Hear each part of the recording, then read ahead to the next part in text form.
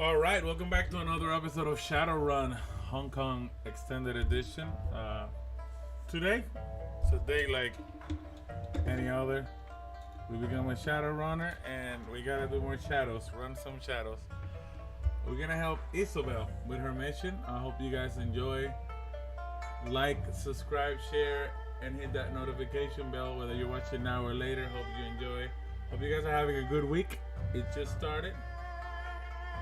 So,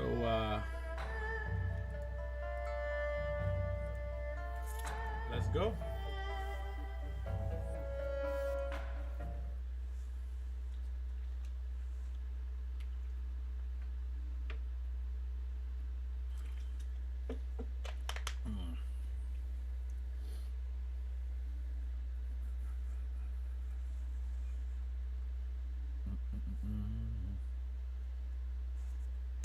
Check the volume of this mic. It goes up on its own, so I don't even touch it. Whoa.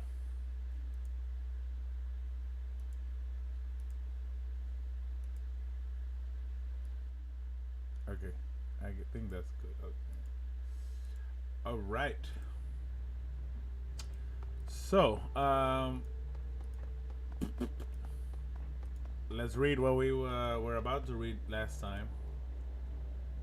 Oh, Shadowlands. Police shootout in Victoria Harbor. I believe. Oh, they're continuing. I know a lot of you are interested in the 50K. It's promising. I think I've got some stuff of value. Turns out they had a handler here in Hong Kong by the name of Raymond Black.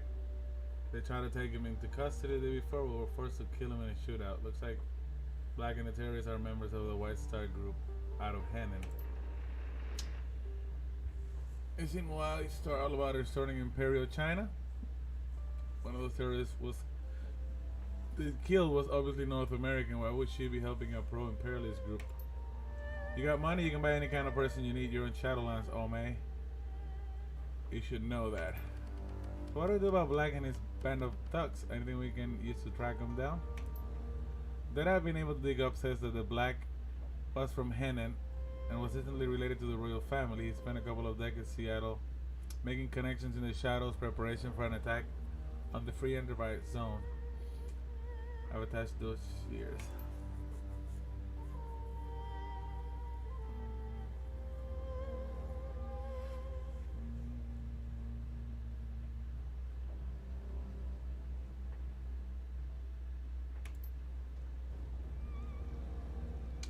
Oh, her name is Yu Chung Wei. Xiang Chang Shi. 23 years old and serving the Baihu corporate military until conviction for unsubordination lead to her dishonorable discharge. Well, you can't be certain. Gobet doesn't speak Mandarin. The idea of her being in the any military, is downright laughable. Fatima Abukar.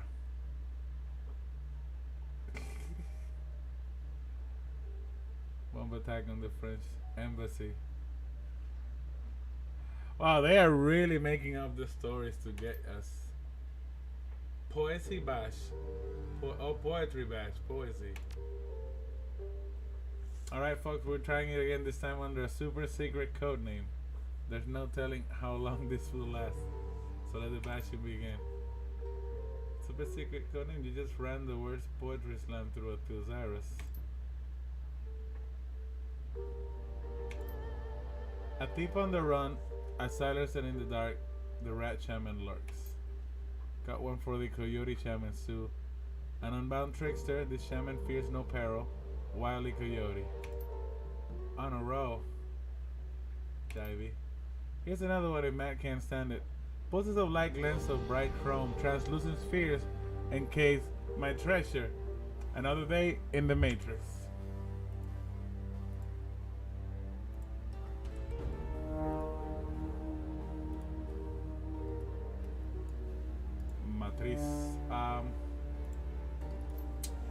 Hey, can I do a traditional? I happen to prefer haiku because less typing.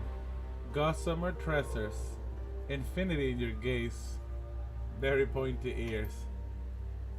Extra points for using gossamer correctly in a sentence. I like elves. Jackbird is still the master of haiku, in fact. Oh, graveyard creeper, ashen skin, spindly fingers, and claws freak me out. Alright, Shakespeare's. This is strike 2.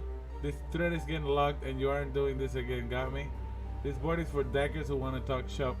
There are plenty of other forums that you can use for your stupid amateur poetry.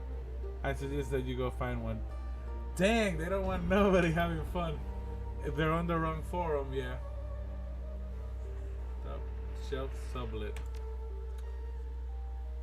Good location, cheap rent, serious offers only, please. What do you mean top shelf? As in a fancy corp conda? How do you manage that? No man, it's literally the top shelf of the converted maintenance closet I live in. You're joking. No joke, it's cheap and the location's good right near the Temple Street night market. And it has super fast access, just in case you need to get in and out of the Matrix quick. I'm not the one to ask questions. There's just about enough space to stretch out your legs lying down and there's a ceiling hook for your gear. What do you say? I do know, I need a place, but still. A shelf in a shared closet? Screw that. I've got a sweet pad to rent that you can have all to yourself. It's not Victoria Peak or anything, but it's a bargain. Where is it at? Kowloon Wall City. Oh, I'd rather the closet. It's one of the new constructions unit on the outer edge. I'll throw in a second ceiling hook. Deal? Okay, message me and we'll work out the nitty gritty. Seriously, the Wall City isn't that bad. My apartment is used and it even has windows. I'll be at Harbor's rent, in fact. Just tell me what you want to pay. Hello? Okay, a typhoon warning.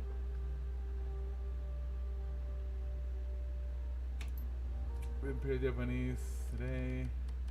Typhoon for the Philippines. Guangdong Confederation. As tropical storm Usagi has grown into a full-strength Typhoon Cat 3 in the Pacific. Typhoon Usagi has formed late in the year for such a powerful storm. Which appear to help right. Ijima Usagi is now identified as an awakened storm.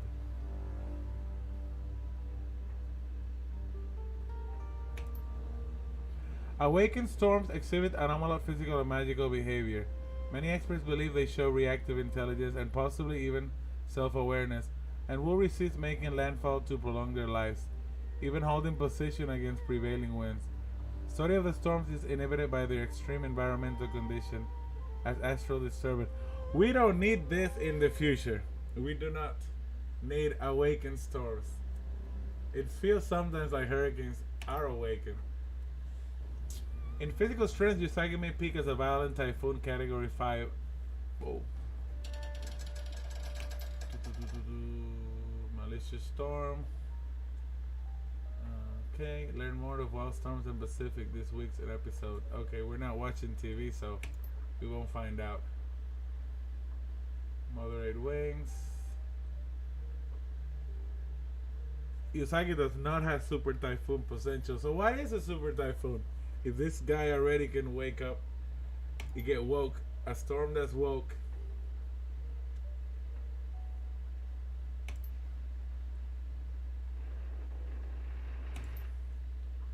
I love storms. Okay. Yeah, that's why we gotta get rid of this first. Otherwise they'll come. Okay, milk run. Da da da da. He's gonna be told nothing. We're a team. Been together for your basic heights, occasional transfer gigs. We got a fixer. You must have a good sense of humor. Are you willing to give a new a shot? I've been out of the Matrix since I was in school.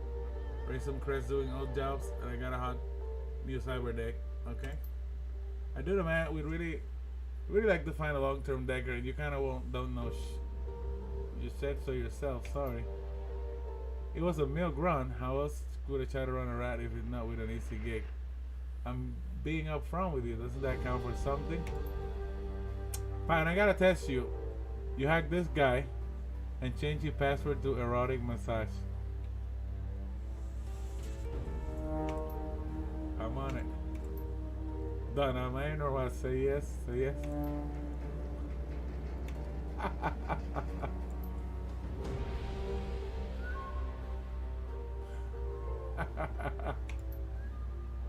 I like that.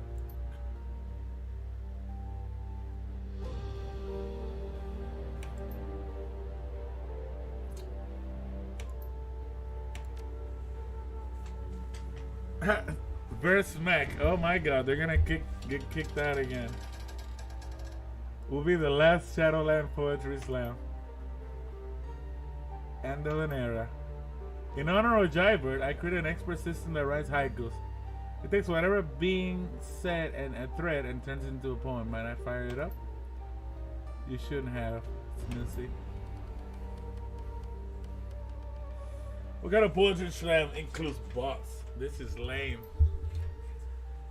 Homage to Jybird. The program stares, churns out text, 3 lines more at the pace. Ha, that's brilliant. Now I can hang up my quill. I really don't buy that a bot can produce poetry like a living, breathing, feeling human being. Sorry. This is BS. Despair grips the poets. A machine crafting haikus. The giant bot breaks free. Was that supposed to happen? The slam is now slammed. This program has broken loose. Pandemonium. What? How much damage can a runaway poetry bot do anyway? He's back. He got him. Well then. The government of Henan denied all connection to the terrorists. That the West Star organization no longer exists. Nervous in the streets.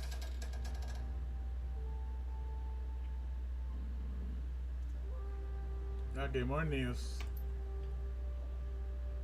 What a load of crap. How are we gonna convince us a bunch of crazy terrorists got into the fest and just disappeared under their noses, huh? This would never happen if Lone Star was the sole police force here. Sure, because heavily armed terrorists never sneak into Lone Star cities like Chicago and Seattle, only to disappear and remain free to roam the streets after they engage in public gun battles. There's no way Henan is connected to these people. If they really were White Stars, they'd have struck already. The entire modus operandi is suicide bombings and civilian casualties. If these people are hiding, they're probably on the wrong side of the setup. Sure, but because everybody in the shadows is just some bleeding heart fighting the megas because they believe in freedom, grow the heck up. A tailor, okay. I might know a guy. Is this for armor? Not exactly a surprise birthday gift for a friend. A friend's drone. That was made for a drone. Look, it's Scorpion from Cyberpunk. Nah, I don't know. Yeah, he will still be alive around this time. They're not linked universes. A cat costume with soft little ears and paws. Or better yet, a bear suit. I'm a little upset that CD Projekt Red did not pay some homage to Shadowrun. Maybe I missed it, but there should be.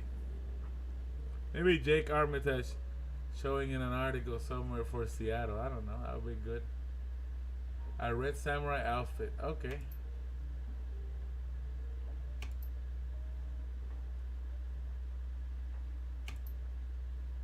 I'll hook you up. Okay.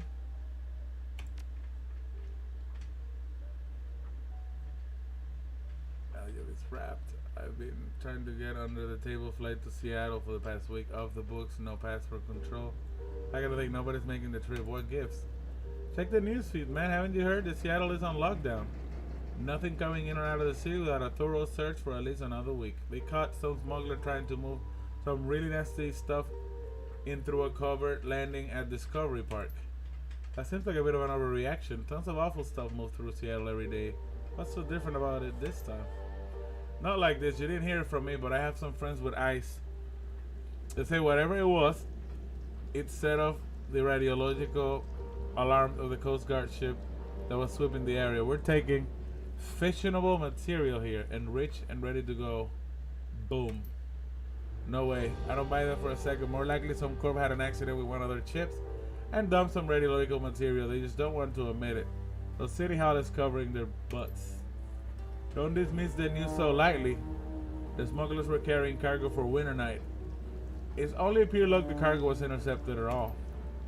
What the heck is winter night? Sounds like a goblin rock band. Not who, what. All you need to know is this. Winter night is bad news. You cross them, they destroy your life. You ever run into any of them on a job, I suggest a solution that comes in.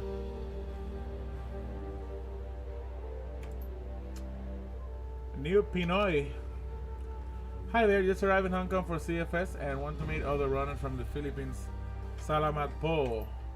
Anyone? I made really good pancit.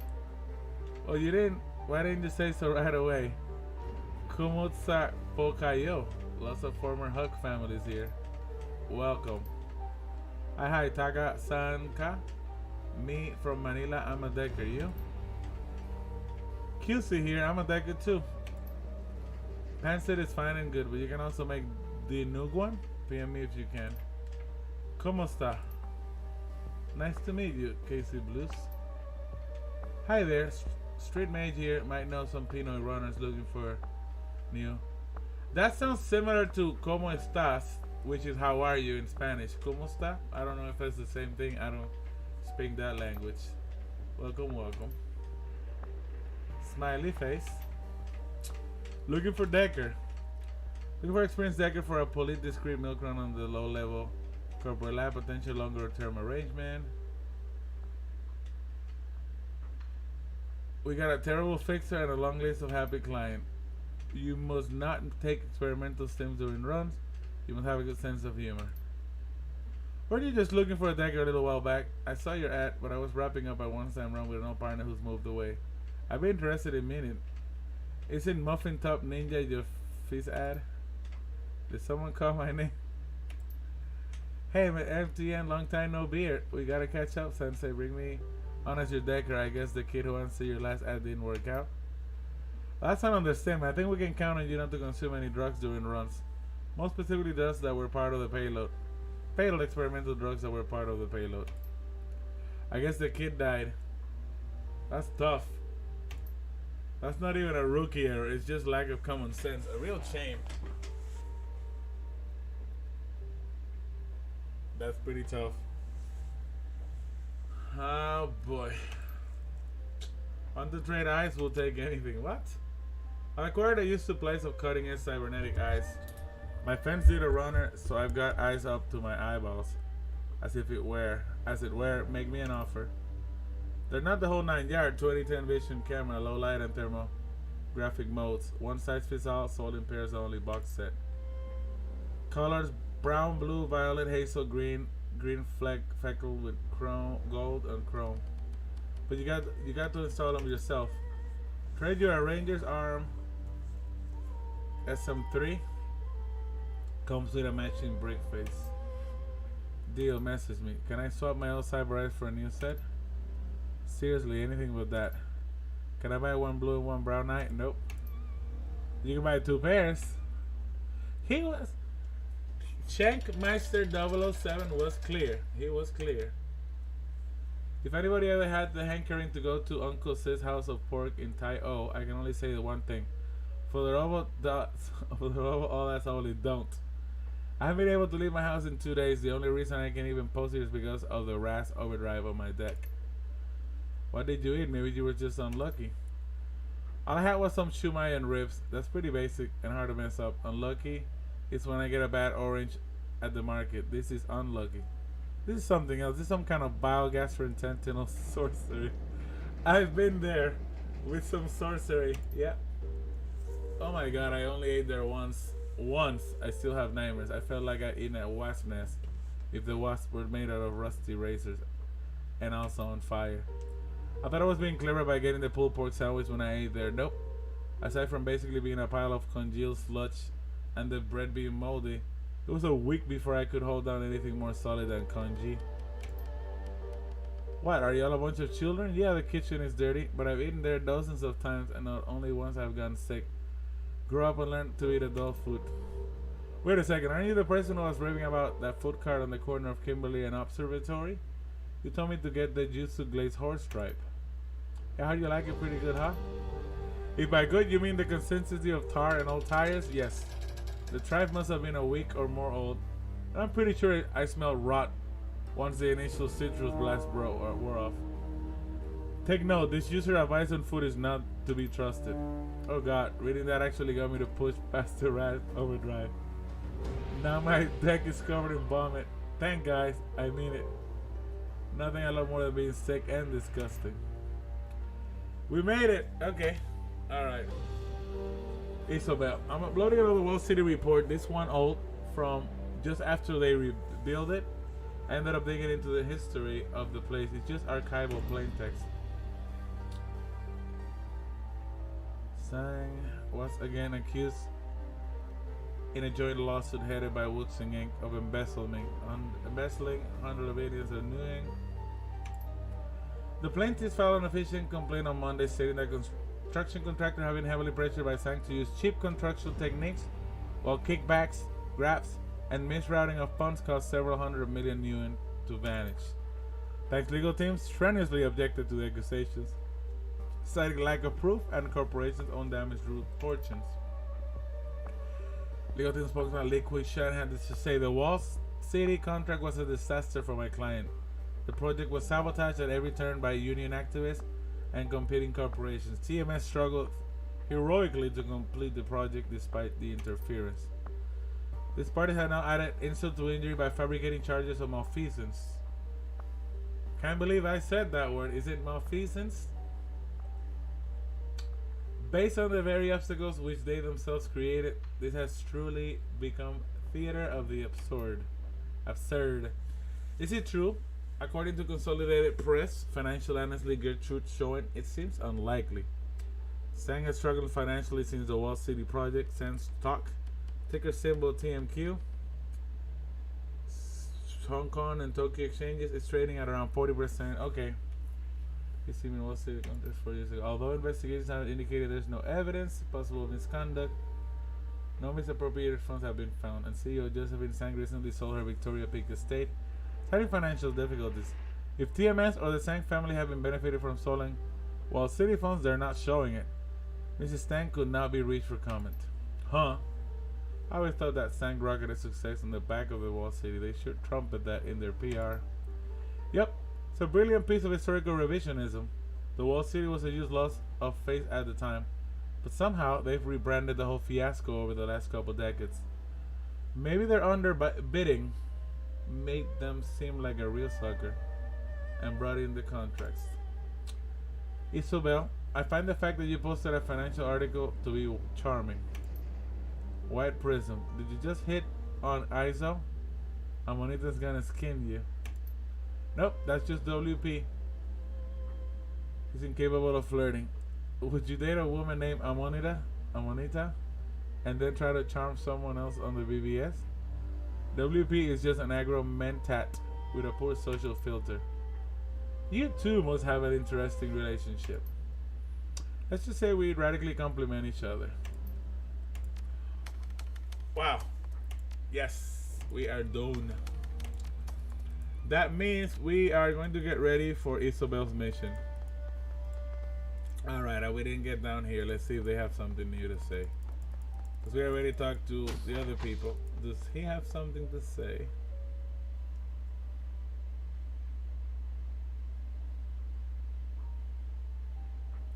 Well, he is organized, although he looks the same as before, but he's telling us he did something.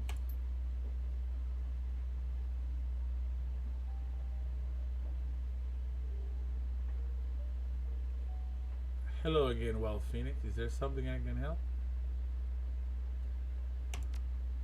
If you say so, I doubt it will be suitable for others, but I do not require much by any space. I think we might have read this already.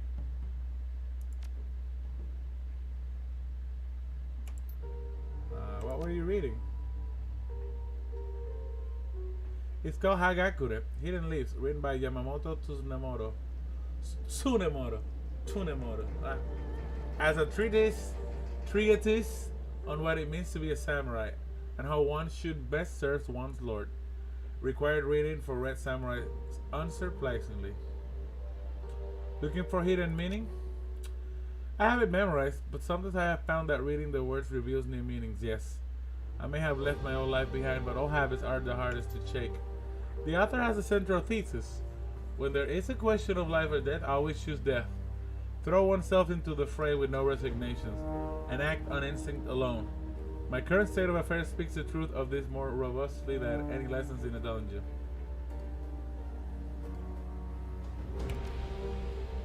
Truly, I have fought a few Shadowrunners in my time, and I admit they have always proven more tenacious opponents than corporate soldiers have.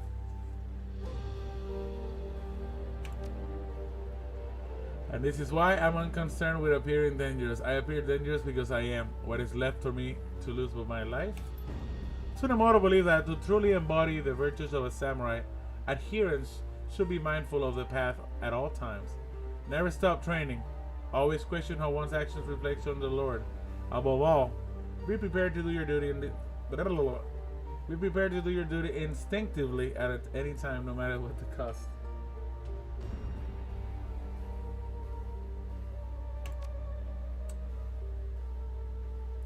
Some might take offense at that assessment, but I am inclined to agree. I do not plan with the same efficacy as I once did, but I would not curse the tiger for relying on his instinct. Why should I not make use of mine? That's a fair point. I'm glad they feel that way. I suspect many will be worried about a ghoul choosing to embrace his instinct, given the connotation of such a choice. But I am certain that I can maintain my sense of self regardless. My sense of self regardless. Okay.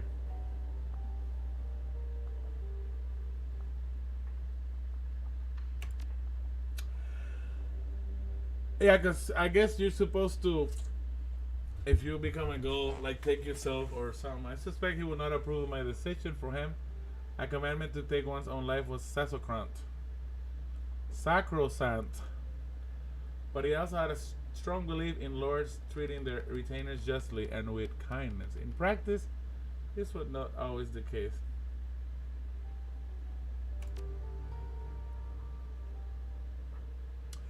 Preparing for the eventuality of killing me and collecting the bounty, make sure you leave my face intact. I would prefer to be well preserved. Don't worry, I'll have it stuffed and mounted on my wall. He laughed. No, that would be an illustrious end to my career. A severed head, decorating a leaking wreck of a boat. Home to extremely private individuals who would never show me up. Couldn't you sell it to a museum or something of that sort? You used to know about what it's like to be me, ask away. I see no reason to conceal details of my condition. So you eat people, what's that like? What is it like to eat anything else, or for a diabetic to take insulin? It is like that. A fact of life. I have found that most people are revolted by the concept of eating the flesh of humans rather than the act itself. Taking an isolation of social concerns, humans are no more or less edible than most mammals. The flesh can be of poor or high quality depending on all the factors you would expect, diet, lifestyle, etc. Nobody would want to eat me. I prefer to prepare my meals as I would sashimi. Light garnish and flavoring, but with an emphasis on the taste of the base meat. Do I enjoy it? No, not especially. Some Japanese are fond of pork and chicken sashimi, but I have never been one of them. But it is a fact that I must accept, and if it is how things will be, I will make the best of it. Do you feel bad about having to eat people? No, but I was never a vegetarian, so why should I? It does not matter where the meat comes from. Someone who died in a car accident is as viable as someone I kill. I admit I have eaten people that I have killed, but that was of necessity. I was calling them kill them anyways. Why let their bodies go to waste? Are you immortal? I have no idea. I do not believe there have been any organized studies of ghoul longevity. Most strains of the human metahuman vampiric virus impart a semblance of extended life, but I do not believe that the Krieger strain is one. Krieger? Somehow I think it is more likely that I will die in combat than of old age, no matter how long I live. To what end? I live by the sword and I will die by it. I have no illusions about my chances of growing old. How would I live out my days? In a rural country village, eating people who happen to expire on a nearby road? That would not be my fate. Diet and cleanliness. Most goals eat rotten flesh and do not bathe. I eat fresh meat and bathe regularly.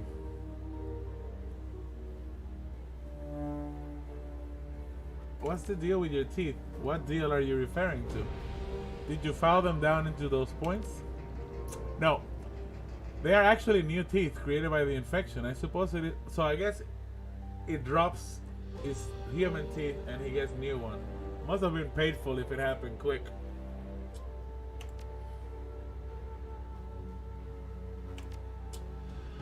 Ah, yes, I do recall you asking about that. I have given you my word, and I intend to keep it. Do not be concerned. I simply have not spoken of my family in a long time. No, quite good ones, actually.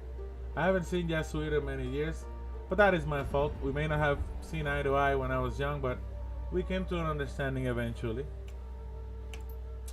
Yasujiro gave me an ultimatum after my run-in with Shiawazi security. He told me that he had cut a backroom deal with a rival in Shiawazi to keep me out of prison. The charges would be suspended if I finished high school and studied at Kyoto University, with the intent of joining Renraku.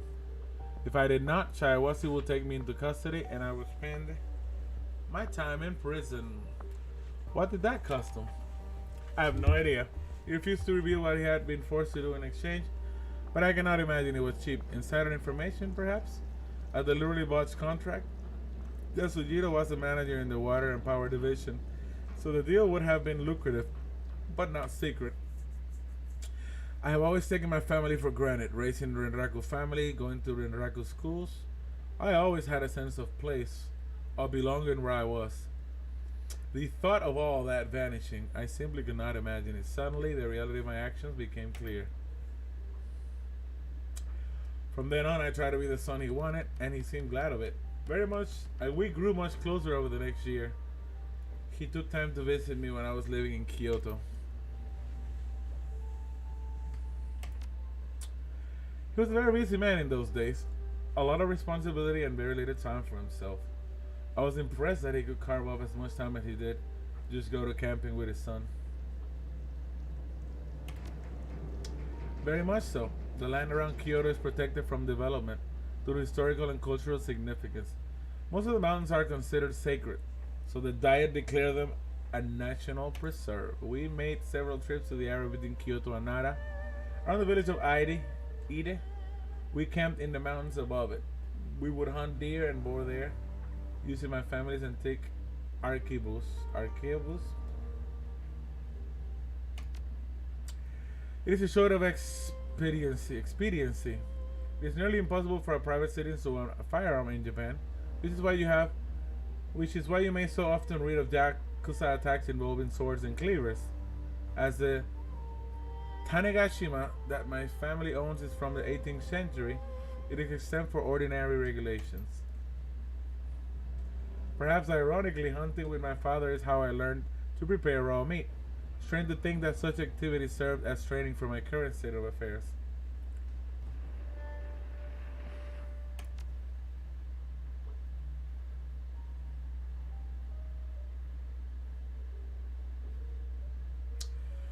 Soak the meat in brined water and simmer it at a low... Well, do we really need to know this? I hope this is not true and nobody's getting ideas. Soak the meat in the brine water and simmer it at a low heat for several hours. Let it cool and repeat the process over several days. It cannot get too hot or I am unable to eat it. This process brings out the collagen in the meat. When it is done, I spice it with ginger and sancho pepper. Again, not too much. Mundane food is again, not too much. Mundane food is anathema to me. Anathema? Those were good days. I'm sorry I cannot back to those times. When one joins the Red Samurais, one must give up all attachment of one's previous life. The company, the code, and the unit become the entirety of your world. It is. That is why the selection process is so rigorous and so many fail. There's no shame in failing. Simply being allowed to participate in the test is a mark of excellence. Applicants must be human, Japanese, and early devoted to Renraku. Your unit becomes your family. Your commander is your father and mother. Your teammates are your siblings.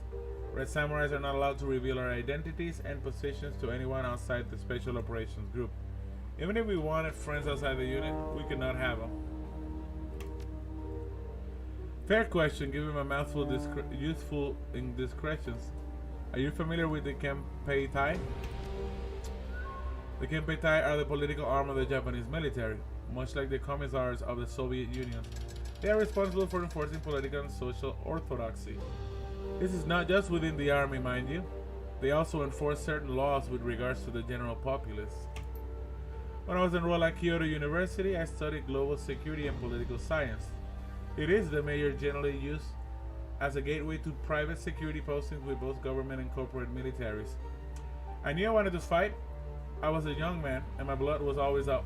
One of the requirements was that students join the Youth Brigade Kempei Tai. The Youth Brigade is a bit like the ROTC in North America. The Youth Falcons in the Sioux Battalion. The Young Falcons in the Sioux Nations, or the District Officer programs in the Republic of Korea. Members learn to be soldiers without actually joining the army. They perform community service, promote civic pride. Performance and prestige in the Kempei Tai used to dictate later job opportunities. A bit like a good internship.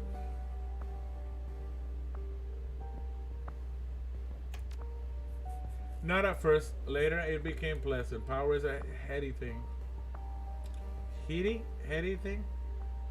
Especially for a youth who has few superiors to answer to. We develop a sense of superiority over the others and begin to abuse our power. I believe that may have been part of the point. Quite the opposite. They wanted to engender those feelings of superiority and to encourage the youth brigade to see themselves as above the common citizens. The state is above the individual, and as instruments of the state, we were taught that we were as well. We did as we were taught. Such is the way of authority of the youth. Young. The details do not matter overmuch. Force our way into homes under false pretenses to intimidate families. We encourage children to inform on their parents, accepted bribes to look the other way if we were in the mood, or had people arrested for said bribery if we were not. Petty behavior, but such things were encouraged. When I was nearing graduation, I was approached by a recruiter with Renraku Security. She told me I came from a good family and could have a promising career with the company. She offered to fast-track my application towards a potential Red Samurai position. 3 years in the Renraku military as a junior officer and a guaranteed placement in Red Samurai training. Billet of my choosing. Pay was good, and the excitement of being an elite was an attractive proposition. I accepted. But I did not truly understand what I was signing up for. As I told you before, they force you to give up everything except the company and unit. That was made clear to me, but I did not truly understand it. Exactly what you would expect happened. I signed the contract, became a soldier in the Renraku's army. I was physically fit, at the top of my class, and it seemed inevitable I would see my desires fulfilled. Obviously, I succeeded. The training was extremely difficult, both mentally and physically. I knew that I would be isolated from my own life, but I did not anticipate the full extent of the isolation. All Red Samurai recruits report to a facility called the Forge in Chiba. You are assigned a unit, you and 4 other recruits. And for the other next 2 years, the Forge will be your home and prison. It seems ridiculous in retrospect. We were all so young. None of us had any idea what we were doing except trying to become the best soldiers in the world. And yet those strangers became my new family, in the accents of the old. That chapter of my life is over and done with, and they are no longer part of my world. Why would you care about any of that?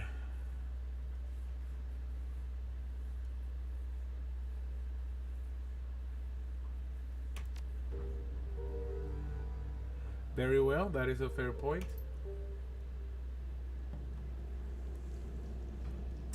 When I was younger, I would have more readily cut off my fingers than tell you what you ask. You must understand that secrecy is absolute among the Red Samurai. Your identity becomes secret, erased from any database that might connect you to the Red Samurai. You use your own code name when in the field, and your given name is known only to your commanders and your unit. Even though the Red Samurai's units have no idea who you really are. Contact with the outside world is cut off completely. Even once training is over, your communications are restricted. Maintaining relationships outside of those you work with is frowned upon. Very few recruits get to this point if they cannot handle it. We all underwent stringent psychological tests prior to this point. If a recruit cannot handle it, he and the rest of his units are failed out of the program. The rationale is simple. If one member cannot take the training and his unit cannot carry him through, they all have failed. Ishida was our commander. He came from a rich family in the Saitama. One punch. The kind of family where he was given every advantage possible, with the expectation he would keep the family name prestigious. He was older than the rest of us, and he'd already spent 6 years in the army. A very severe man, rarely given to humor. Takagawa was usually the second in command. As our designated marksman, he tended to have a better tactical view of how an operation should be run, simply because he needed to study the terrain more. He loved to get us laughing. Without him, I think I would have gone crazy in the first few months. Our mage's name was Sasaki. She had been in training as a Miko, an apprentice priestess, when her magic began to manifest. Period. She was in the unit for the challenge and for the money. Her family had always been poor, and they had always told her she would never amount to anything. I think she had joined the Red Samurai just to prove them that she could do anything she wanted. I am unsurprised to hear you and Sasaki share similar attitudes. Neither of you stops to consider if your goals are attainable, you just simply know that they are. Our heavy gunner name was Aomori. He kept the team honest with itself. He never had a disparaging word for anyone, but would not hesitate to call someone out of their behavior. Sasaki loved that about him. Really, she loved all of him. The two were discreet, but discretion only goes so far in such a small team. Still, we respected their privacy where possible. I guess they were dating. If the unit commander allows it, yes. We were given incredibly wide leeway in what to allow or forbid in our unit. The belief being that results were the only thing that mattered. If the unit failed, it would fail as a whole. Sasaki and Omori were crazy about each other, and it would have done more harm to keep them apart. Lastly, there was me. I was the close quarters and branching expert. The first man in the door when we had to clear a room. I was the perfectionist on the team. Aomori could get us to do anything, but I was the one who made certain we did it well and with style. If a thing is worth doing, it is worth doing well. If that thing is also our duty, it is worth doing perfectly. Many times we would perform a drill or exercise well enough, but that was not good enough if I had to trust my life to it. That was why we became one of the best teams in the organization's history. Of course it is. Do you think I do not know that? I apologize. It is just that one of those feelings are still raw sometimes. Even if I were to be cured, I could never go back. They have been disgraced, and I have done unforgivable things. I have been cast out for good. When they asked with me in Fukuoka, it was a fight or die. I killed 2 of them before I escaped. I would not be returning to the unit no matter what. It is not an easy memory to grapple with. Thank you, Wild Phoenix. I am sorry I cannot talk about it now, but I need to process the emotions. They are still raw. I'm tired. It's good to give them time. Don't want to mess up like other side missions. Mr. Ractor is... Please, my friend, not now. We really must ready ourselves for the Roman Ares Asia holding. I cannot and will not rest until my research has been recovered. I'm afraid that you will find me a poor conversationalist until my guns have been achieved. Okay, he's focused. What we're gonna do Isabel's mission first. I gotta get heals.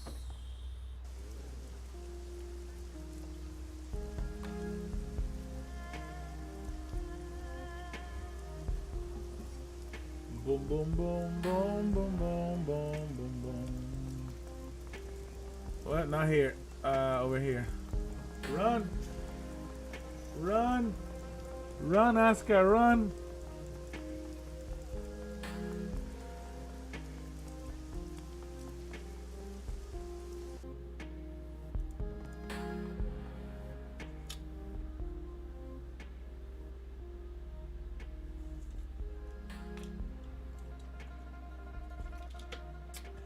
If following the AJN story, a Kensai fighter wing from the mass unit did an honorable flyby of the executive council meeting today.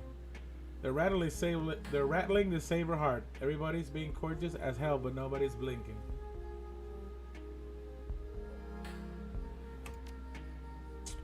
The Imperial Japanese Army. They parked the carrier Masamune's battle group in Hong Kong for a visit. They're trying to intimidate the city. Nobody's having it, not even the Japan Corps. It looks like it is being driven by some sort of weird internal Japanese pissing match. The Imperial militarists want to cow Hong Kong and bring it under the umbrella. However, almost every megacorp, including all the Japan Corps, want Hong Kong to remain independent. Tensions are high. No way, not in a million years. This kind of rooster show goes down all the time. Where's that'll happen? Is a bunch of more posturing, like the IJN has an accidental fire incident with a coastal boat. Somebody test fires an anti-ship missile. The port authority finds the Masamune's paperwork lacking and charges them exorbitant harbor fees. Noise like that. There are a bunch of square-haired idiots with muscle cars revving at each other. Just stay out of smuggler holes. The IJN likes to go on sprees of blowing them up to show how well protected Hong Kong would be under the joke. Those honorary flyovers fighters had live ordnance loaded. Live ordnance loaded. Ridiculous. So say what you will though, that Kensai multi-role fighter is a sweet bird. Twin Mitsubishi double Ut Delta turbofan engines, ramjets, thrust, vectoring generation 4 fight by wire. Hey, gorgeous. Yeah, don't go into a bar full of drunk Japanese sailors with a free San Francisco t-shirt on. This whole IJN drama is gonna go on like it always does. The Japanese Navy will eventually realize no one is even paying attention. Then they're gonna steam off in a huff and maybe blow a few smugglers out of the water. Happens all the time. Bah! Politics. I can only talk about them so much. Let's move on.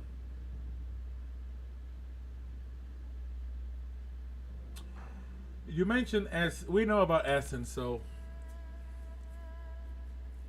what exactly is essence? Well, I'm not sure. It's life force, sort of. Essentially, it's like the ability of the spirits to recognize and stay connected to the body. Augmenting the body reduces your essence. When your essence is exhausted, the spirit quits the body and we die. There's this popular idea that essence is disrupted when we attach non-human things to our nervous system. But that's only kind of true. If you install a data jack or a bionic arm, that's definitely a lot of neural interference. However, if you get bone lacing or dermal armor, those don't have much neural interference, right? But they still murder you on your essence.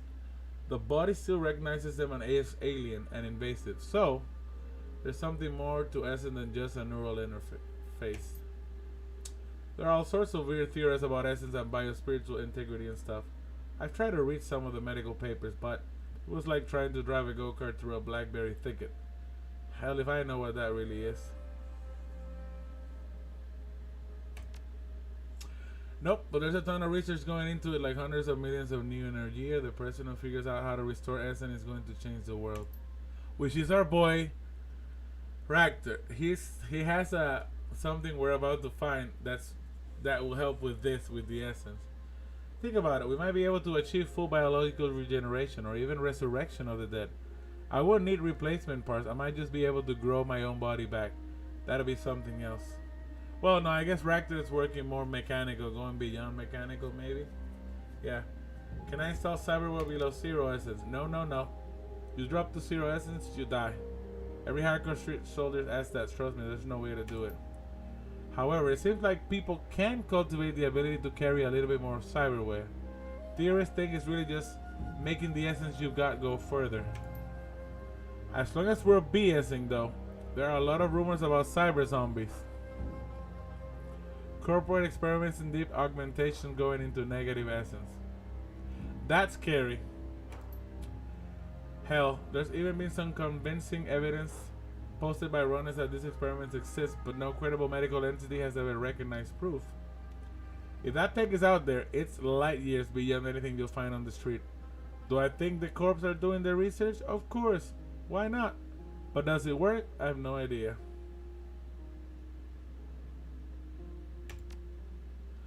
Well, there are still different systems measuring essence, but everybody on the street uses the rule of 6. The rule says that the body have an index of 6 essence, and all augmentations can be loosely scored on how much they reduce that number. It was originally the Medvedev-Dirac bioholism index. After 2 early researches, they figured that the body had 6 parts, and they observed that replacing a limb with an early cyber prosthetic took around 1/6 of a person's capacity. They developed a theory that cyber capacity was based on the body regions. Each region could have up to 100% cyber, and the whole body added up to 600%, which written as 6. Turns out the whole theory was flawed, and body region doesn't matter much of essence cost, but the rule of 6 was easy and intuitive. It stuck, so we still use it.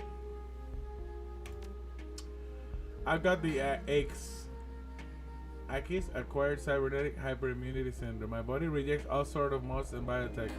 My body now thinks the chrome is legitimate, and everything else is an intruder.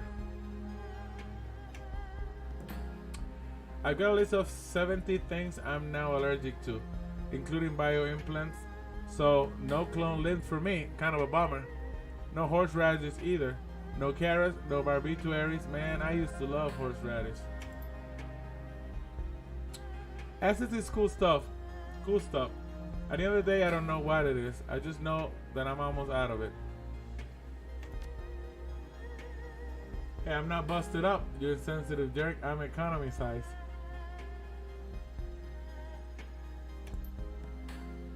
Seriously though, that's some heavy stuff.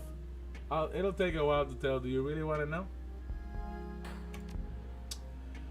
Well, you're doing good, Wild Phoenix. I feel okay about you telling you this. A run went bad. Real bad. They used to call me Ripshot. I was on the 10-man crew. We were led by this ex-army troll named Icebreaker, former combat engineer. Brutal guy. We did shadowrunning, armed robbery, office invasions, underworld hits, anti-branding, just about anything. As long as we could make money and hide our tracks. Sounds like a good deal. It was, if you like that kind of thing. We were Icebreaker's own little army. A lot of our work was high profile, real violent. We dumped a lot of bodies in the harbor.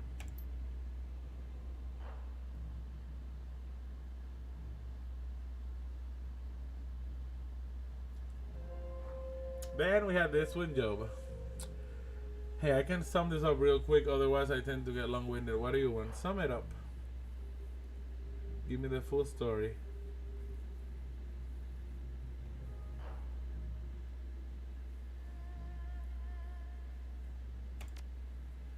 We were breaking into R&D facility. It was a vanilla job. Cheap, rent-a-cops, flood security system, no problem.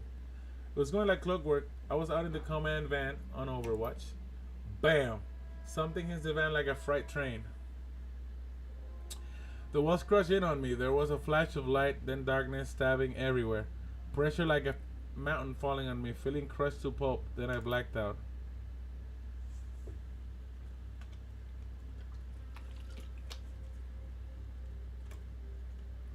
Wow, you can be a little jackass here. When I woke up again, I was in pitch darkness. I could hardly breathe. I was being burned by hot metal.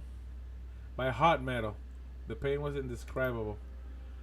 There was a shrieking like the metal was screaming around me, and sparks. Okay, there was a shrieking like the metal was screaming around me, and sparks. Someone was cutting through the wreck. A huge pressure lifted off of me. There was a blinding light. It was our glove woman, Karen. She pulled me out of the wreck, ranged 4 tourniquets on me, shot me up with drugs, stopped me in a security car. She shut up. Karen jacked me in. I couldn't even hold my head though. Oh, I thought my spine was shattered. Once I was rigged in through, though, the pain in my meat didn't matter. I drove us out of there. He drove the car through the Matrix. That's pretty cool. I stayed conscious just enough to get us to our friend the clinic. By the time I got us there, Karen was going down with a brain swelling. We got barn stomped right proper. Slaughtered. They crushed the command van with a front end loader and left me for dead. Everybody but me and Karen got wiped out. Who ambushed you? I still don't know. Best I can figure out was some sort of counter-intruder team. Maybe the whole run was a setup. How did Karen escape? Karen was carrying the first haul out when the assault team hit us. She jumped into a koi pond and lay on the bottom for about 5 minutes doing her woo-woo key centering thing. They dropped a flashbang grenade into the pond to clear it. That messed her up good. Burst her eardrums, gave her a concussion, ruptured the blood vessels in her eyes, nose, mouth, knocked the air out of her lungs. She stayed on the bottom for another couple minutes.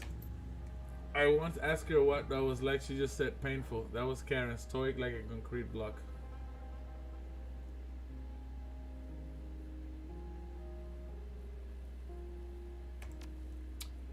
Cowardice and job security. I was always real scared of getting hurt. I clutched up my tactical computer with some healware and my headwear radio. As soon as my vitals went screwy, my trauma protocols kicked in and my radio started broadcasting my heartbeat. Karen couldn't drive. She homed in on my beacon, cut me out of the wreck with our demolition saw, okay. Then she shot me up with enough adrenaline PMO4 and morphine to reanimate a corpse. And she put 3 trauma patches on me in a row. It shredded my renal system. That's why this little hot rod has an artificial liver. Wow, yeah, he survived though. Wow. Yeah, I shoved the van right into a plasticrete wall, crushed it like a beer can. I learned something from that, tell you what, how to seriously slot someone's day. He's positive at least. I've got an articulated backhoe boom up there with a demolition claw. Hell with guns. Anybody F's with Chrome Alley, they'll learn what high power hydraulics really mean. Anyway, that's how it all went down. Afterwards, things were real hard for a while. Here I am though. Ripshot no more. By the way, Ripshot is dead. Let's keep it that way. Please don't say that name to anyone, okay? Karen was an artist at faking death, and she made sure we both vanished. Listen, Wild Phoenix, this is a stressful subject for me. We can talk more about the past another day. For now, I'm spent. I'm good. Medical supplies. I got money. You got money. We all got money. Give me. And give me. And give me. All the heals. All the heals. I need them. I need them. You never know. Saving this for later or for friends. Oh. Never mind. Never mind. Okay. Ooh. I'm good here. Goodbye, Ambrose. Time for me to go.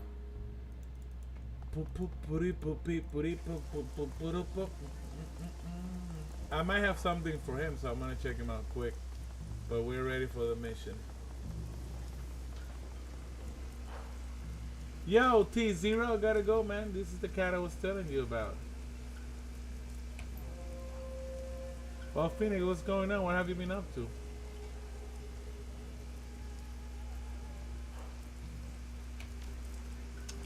That's what you get for being vicious. So what can I hook you up with today? I got some metadata for you. Yo, tell me what you got. The network runs on information. The recent heist at the Emperor's Tomb Museum, the one under construction, had a specific target books. Really? Indeed. There was some sort of ancient test, probably sorcerers, and awakened monsters had invaded the tomb. Whoa. Hey, serious ass now. Boom. More proof of my theory. The Kong is done. I give it 2 years tops before demons or something eat everybody. And let's see what I've got for you. Grab a program. Here's my surplus stack. I'll get a new one this time.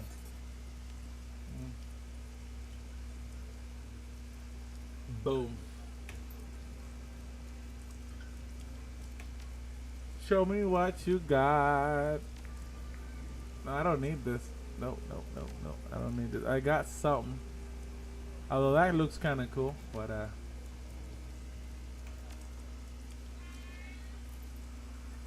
I'm good. See you later, Law. Wait, I got more metadata, maybe? No? Okay, I don't. Gotcha. Alright, Isabel. Time for the mission. We've done a lot of reading now, talking to people. So...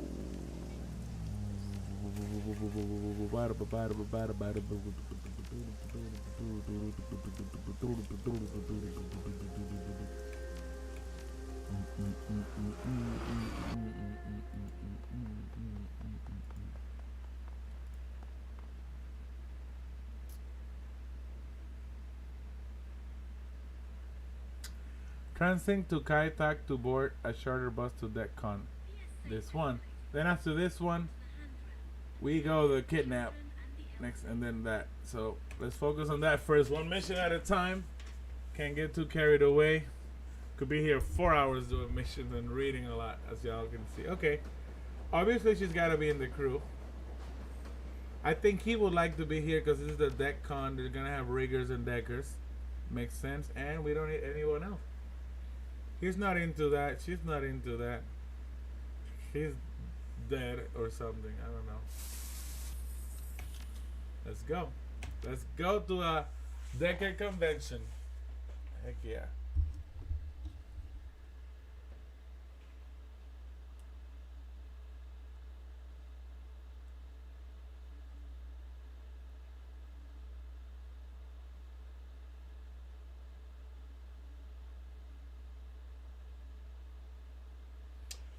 DECCON 2056, a chartered bus.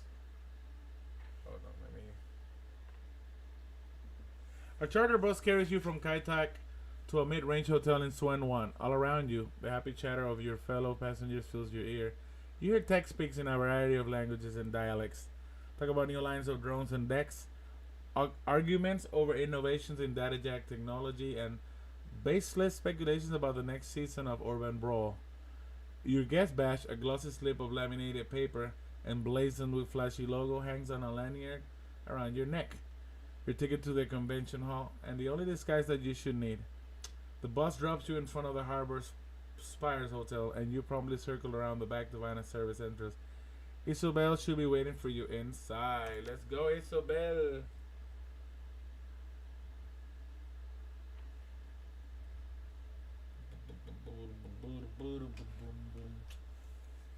Isobel. Can I join this from Isobel? I can. Joink. Can I join this from this guy? I can. Joink. Let's give this to this guy. I'll carry it.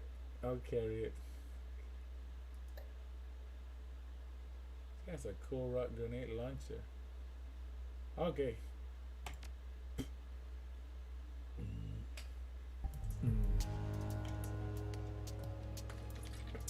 The service entrance to the Harbor Spires Hotel looked like any other. Scuffed walls coated in chipped tin. A floor of well-worn hardwood. A time card reader hanging from the wall at a slight tilt. Nothing about the dingy utilitarian confines of the room that you're in hints at the elegance and fine decor of the hotel beyond. I've always been fascinated by seeing how things worked. Even as a child, I took apart everything that I could in the name of study. And here we are, in the inners of a fancy hotel, examining the viscera of the place, if you will. Boink. Well, Phoenix, you in position?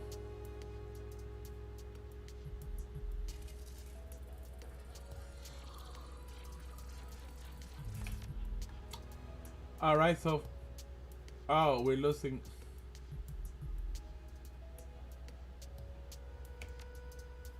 Yeah, hang on. It's not trying to boost the signal. The Wi-Fi is weak. Ow! Alright. There, that's better. What a pain in the butt this is. There's way too much interference coming from the show floor. We aren't going to be able to rely on our comm link for this. I'll find another workaround.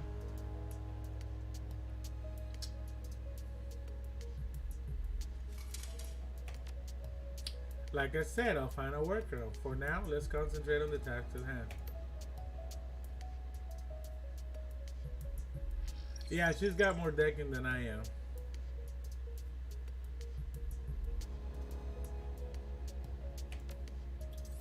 Good. Oh, and Wild Phoenix?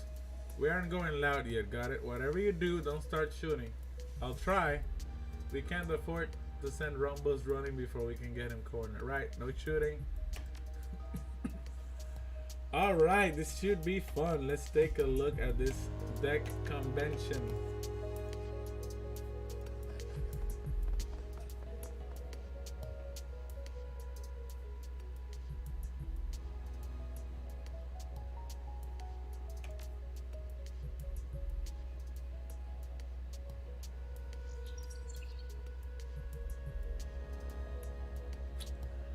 Okay, something happened in the kitchen.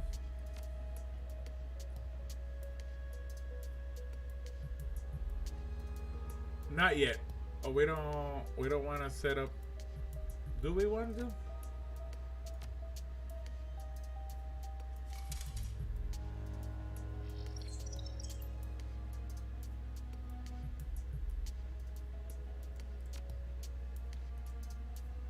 Look, this is where the drones can go. That's cool. I want to try it.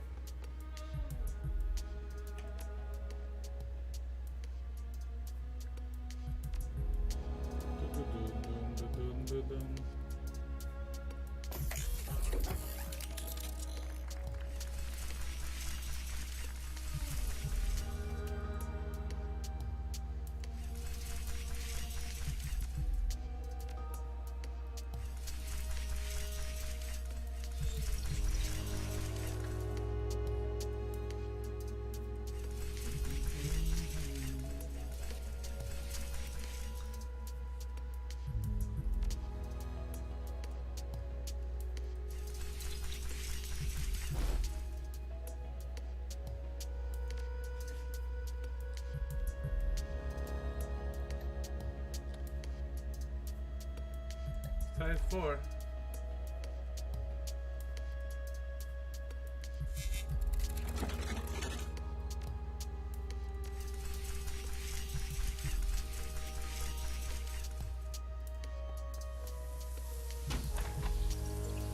Huh. Oh, what a mess. Oh, what a mess.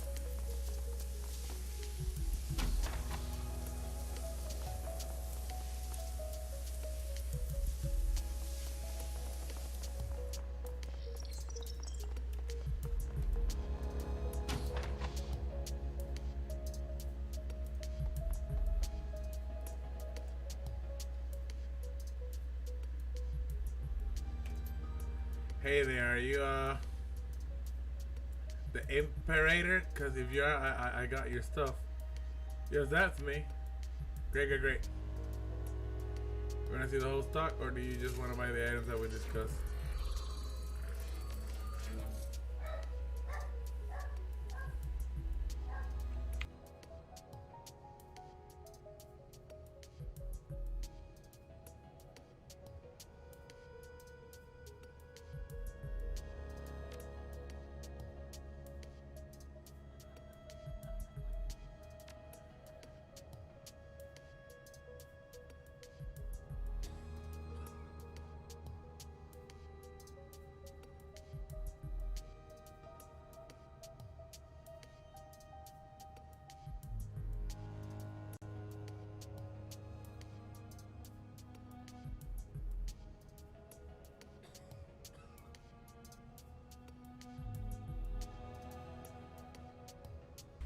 Yes, I scored Drax. I did. I needed them.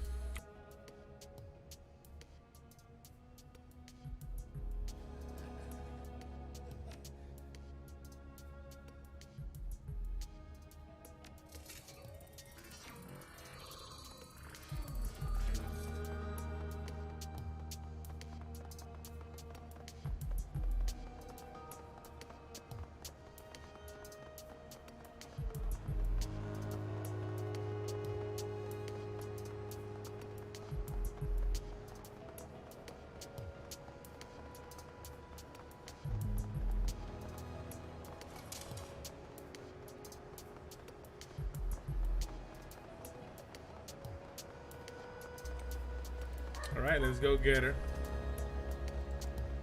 Not a lot happening. I had to mute. Sorry. Let's see.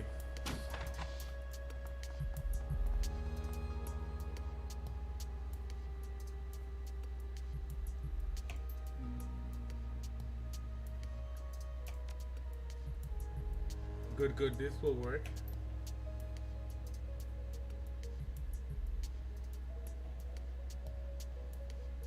I might have activated the sprinkles in the kitchen a bit. Why, Phoenix? Why do you destroy everything you touch? Just some things. Ask the woman with the grenade launcher. Anyways, I'm gonna change into this wet, disgusting, and hightail it to. I really messed up. I should have picked that stuff up first and then do it. Wrong order. They'll let me in even if without a badge. They'll just figure out that some rich wants a drink. I have to cross the show floor to do it, but that should be safe enough. Nobody pays attention to the catering staff at these things. So I'll make my way across, pass through the door, and take the elevator up to the admin wing on the 6th floor. All you need to do is take your position away from my instructions without raising an alarm. Pretty simple stuff, should be foolproof, assuming that you don't screw things up. Do you have any questions? Walk on the show floor, mingle, try to look like you belong there. Just try not to say or do anything that'll stand out in a bad way. This will be supposed to be a hot new decker in town. Try to act the part. Yes. There's a demo kiosk near the VIP entrance. It's running some new Matrix avatar editing suit or something like that. The software is called Perfect Persona. When I get to the admin area, I'm going to patch myself into the Perfect Persona console, and we're going to communicate through that. It isn't a perfect solution, but it is having to deal with a drop connection. Just be sure to grab the kiosk when you're in position. Don't let anyone else get to it. Wait by the VIP area door. When I identify Rhombus, you'll apprehend him and tell him that he's lucky winner of a complimentary VIP pass upgrade. You'll escort him through the VIP floors and to a room that I'll have empty and waiting. Then we'll all get the software from him together. I'll beat him up and stash him in a closet. No more questions. I like it.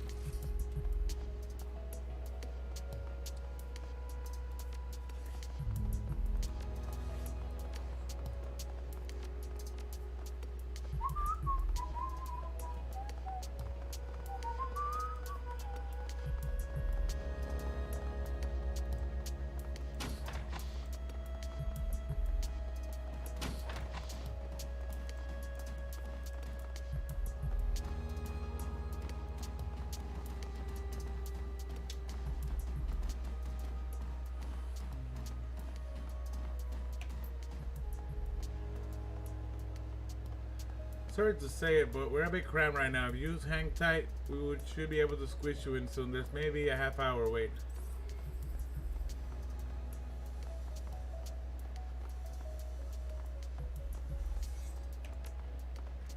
We're full up. I don't know how else to say. You need to wait like everyone else. Stay cool and we'll get there as soon as possible.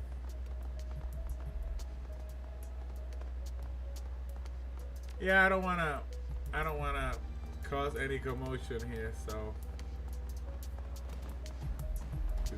this is what Rector would like here. All these drones and stuff.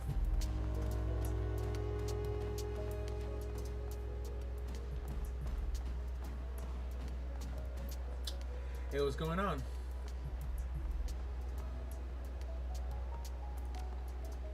Oh, but I do have a deck. Got it right here. The next generation of decking technology.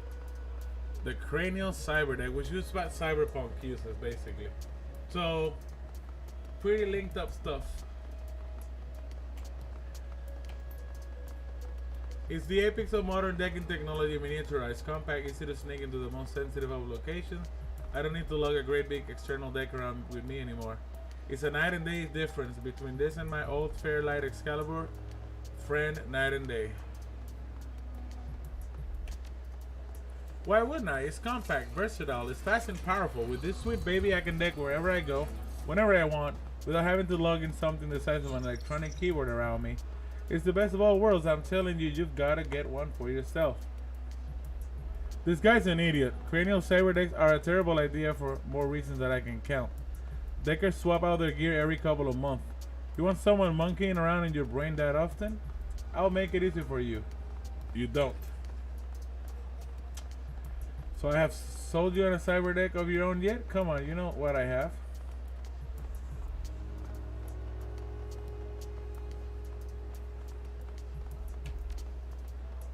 Well, I guess, but that thing's gonna be obsolete within 6 months, and then you're going to, what, get more brain surgery? It's no different from installing an encephalon, and everyone does that. What do you know anyway? Nothing. Not a thing. Now leave me alone.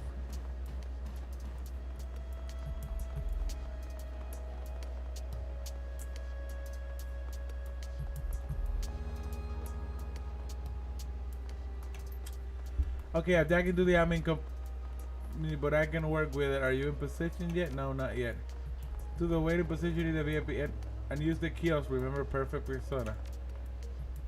While you're getting there, I'll start working on getting your VIP access and locate. Okay.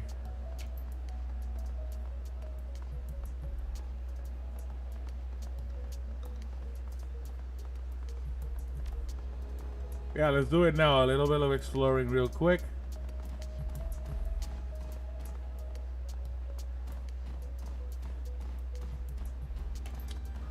Did you want to use this? Am I in your way?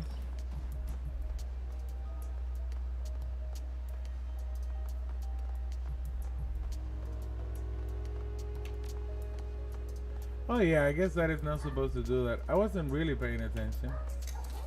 So if you're not here for the kiosk, was there something else that you needed?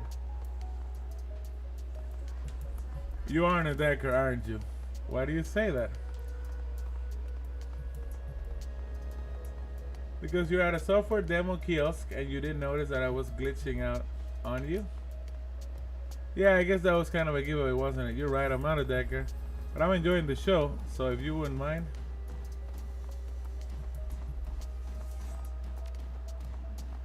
Look, I'm here to relax and get off the streets. They've got free clams and free wine and everybody but you seem happy to keep to themselves. So just leave me in peace, okay? Alright, I'm not gonna poke... No. Game edge. Okay. Enjoy that. I don't want to get someone angry at me and start a war.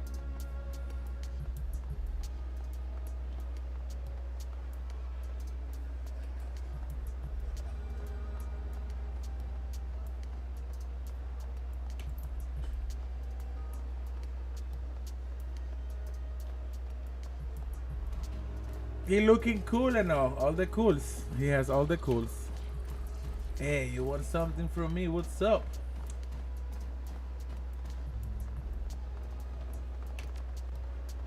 Yeah, what gave me away? You from Seattle? The Redmond Baron, actually. No Drek? Wow, that place is fragging intense, chummer. Council Island is Nan territory and you don't look Amerindian. What's your deal? I'm not Amerindian. I do live on the Council Island, though. My dad is a diplomat from Nope. We live on the island. Actually, they treat us like kings there.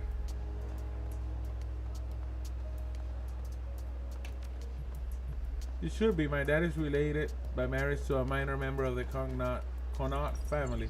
That makes it a big deal back in Tier Nanog and even bigger deal in Council Island. They love us and our country. We share a connection with the land, all of that BS. So I get to do whatever I want. It's a pretty great life. Yeah, I'm here to check out the 57 Fuji Cyberdecks. My 55 Cyberdeck 7 is barely cutting it this day. I want to see what they're coming out with next year. I heard that they have a demo station. So tell me, what's your favorite ESP for incursion operations? I like Blast Hammer personally. Heard of it? It's an open source developed by the Southeast Asian decking community. Does a number on Blocker IP. Blast Hammer? Never heard of it. Really? It's only the most popular freeware attack ESP in Southeast Asia. Calm down, man. I'm from Seattle, not Southeast Asia. Yeah, well, You better get with it if you want to survive out there. I mean, I'm just saying. See ya. Cuckoo.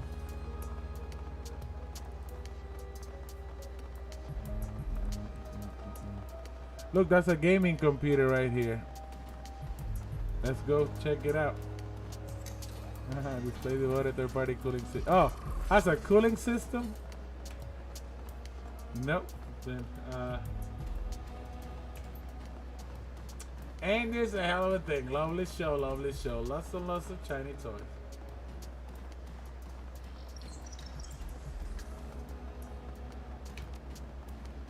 Got my ass in a couple of things this year. I'm gonna check out the Fairlight booth, of course, and Fuji's doing some interesting things with miniaturization. You know, when I was just getting started, it would have taken an entire warehouse full of machines to match the computer power of the PDA in your wrist. No, scratch that. They wouldn't have come close. No, that it hasn't. You know, I've decided that I like you. Ain't many deckers that I'll take time to chat with an old dwarf on the show floor these days. Anyway, I've taken up plenty of your time already. I'm sure that you got exhibits to see unless you wanted something else. Call me Turtle. Been going to DECCON for damn near 20 years now. And it's never looked half as nice as it does now. This is the first year they've done it. Wasn't nobody handling out bowls and clams back in 36, I'll tell you that much. Because they still have automated food court over yonder. People are still lining up for it. Suppose I can't blame it. It's a DECCON tradition. An old piece of software. Something that went obsolete well before your time. I guess I'm showing my age. But something about a little cluster of pixels always made me happy. Boy.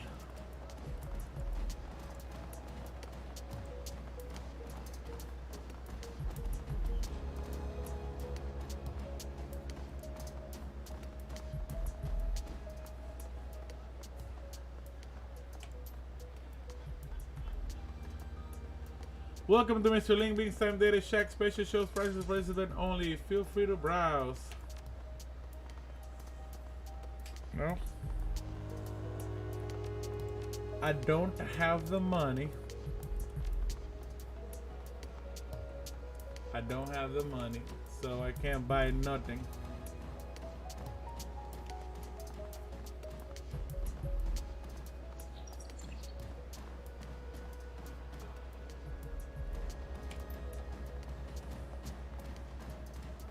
Maybe you could help us settle this. My colleagues and I have a difference of opinions on the relative merits of mid-range cyber decks.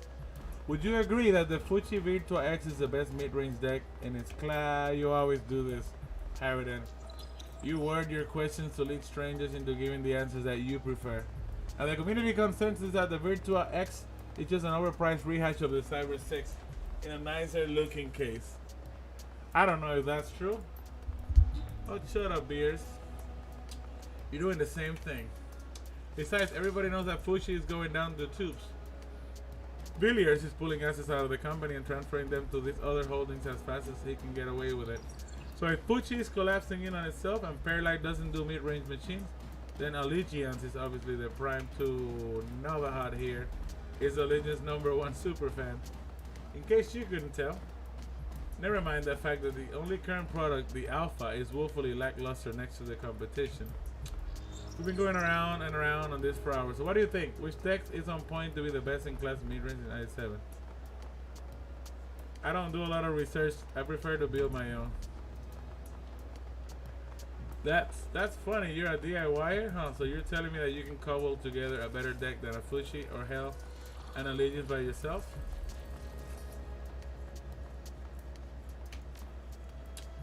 I can respect that, I guess, but if you ever want to be competitive, you gotta have to get past your whole home build cyber deck, please. Face. Macau. I've got out in Indonesia, spent some more time in Seattle though. I'm from Phnom Penh. Do a lot of work out here in Hong Kong. It is what it always is. Bad food, lots of antisocial people, and overpriced vendor kiosk. By the end of the weekend, I'm probably gonna have measles and or the flu. To be perfectly honest, I don't even remember why we all fly here every year.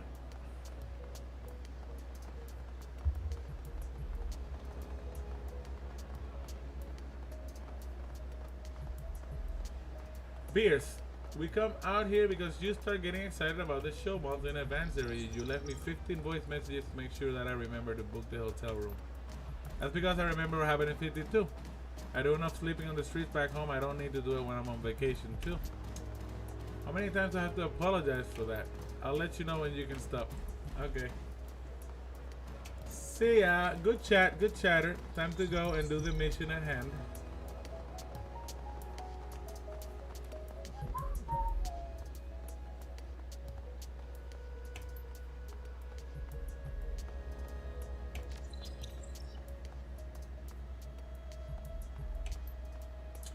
Testing 1 2 3. Can you hear me well, Phoenix? I can hear you. A command line code for the kills to connect with your command link via direct link. This way we can bypass using a comm signal entirely. Clever. He likes that. He's a geek like us. I know. As long as you remain within a couple of feet of the kiosk, we shouldn't have any problems. Wander too far outside of that range and you're gonna get static again.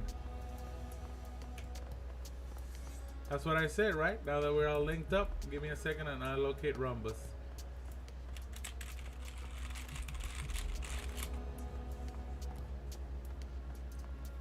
Blindfold silence, okay. What the heck? He already has one? How the heck does Rhombus merit a VIP pass when I don't?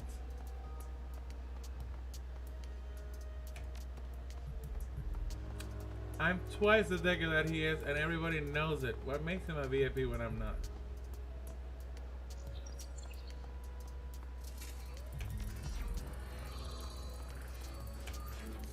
Alright, I know which room he's staying in now. I just need a few minutes to get your VIP upgrade. Well, my friend, what to do now? Shall we...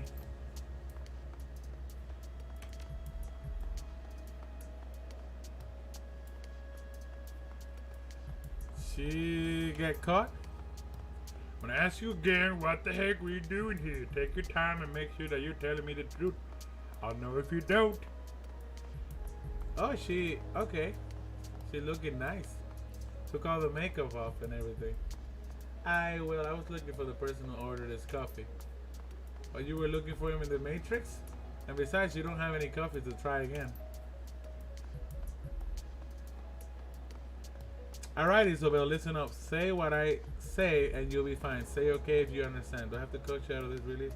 We're doing this Tyranno thing, aren't we? Okay. Okay. Last Shane, start talking sense or spend the night with the Hong Kong police force. Okay. I hope we can help her.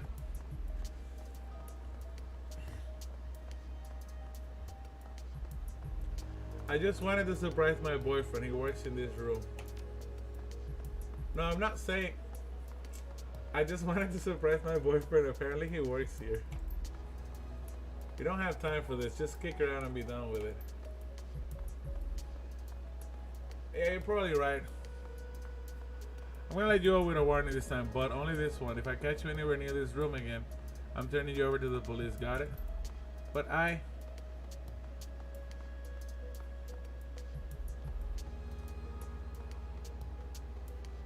You're getting out of this easy, Isabel. Just go along with it. Yes, sir. Good call. Should have never happened. Any intrusion has to be reported. So, nope.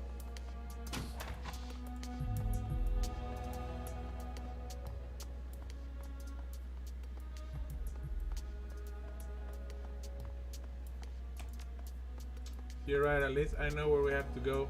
Rumbles has a room in the VIP section and I can get us there. There's only one problem. Without VIP access, you can't open the door without sounding a knot. And let you through from this side. That's what I'm gonna do now. I'll make my way down to you and open the door.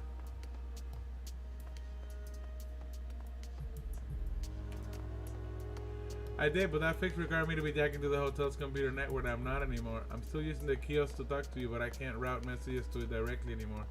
It'll still help, but it won't be perfect. Please stay put. If you look that kiosk, we're gonna start running into some serious communication issues. Got it.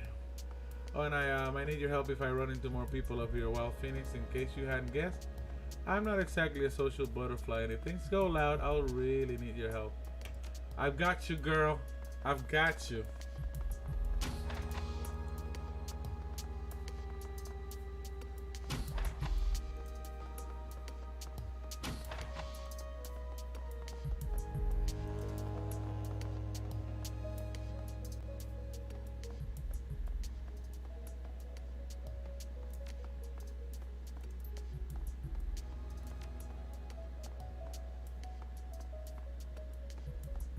The noodle extruder? That thing started coming in. Sure enough, started churning out steaming hot. Didn't even want the blisters. Okay. Now here's the freaking thing. The dough hopper was empty. I unloaded myself. I want to repeat that. It was producing dough, but on thin air. That machine is haunted. You want my hand back to get rid of it? I don't know what I was expecting this message to be. That wasn't it. Open the second message. The noodle extruder in the food court area is out of order and should be unplugged until before notice. Under no circumstances should any hotel DECCON employee tamper with the device. Maintenance looking at it. Again, do not plug in the extruder. Severe disciplinary action will be taken against any employee caught disobeying these instructions. Okay, I'm getting seriously creeped out over here. The damn noodle extruder is back. See, I can't explain it. We boxed the thing up yesterday and sent it to the manufacturer. It wasn't there 5 minutes ago, but now that we've opened the doors and the show is underway, I'm strolling through the food court, and there it is, just sitting there with a line already forming. What the heck do we do? You and I both know that it doesn't have any dough in it. There's no seasoning in the spice reservoir. We don't have it hooked up to the hotel water supply. The freaking thing's even plugged in. Where are the noodles coming from? What do we do? What do you want me to do, Finny? Open up the last message. It's too late, Nancy.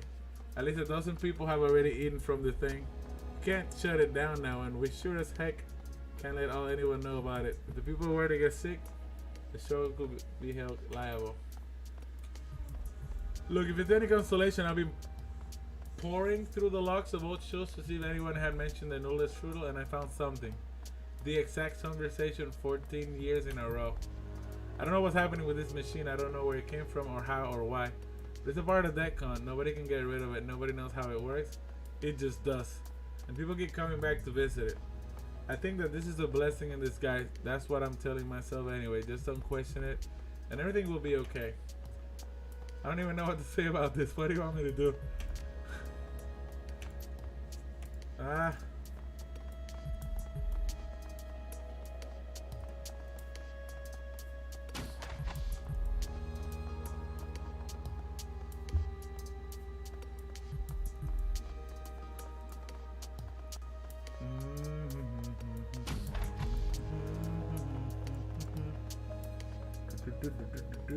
Oh yeah.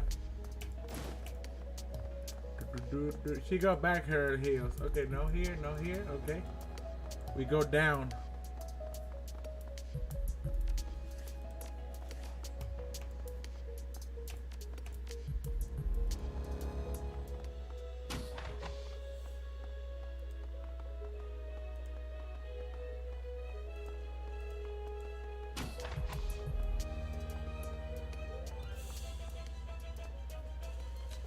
Heads up as well, we're getting a lot of interference here.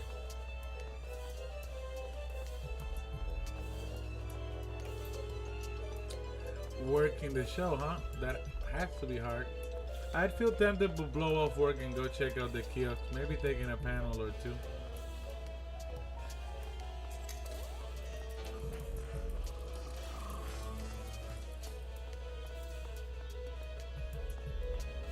Who says that I haven't? Who says that I...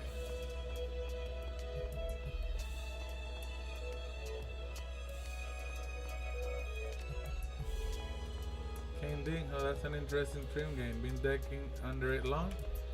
She can. I think she can handle it herself with another decker.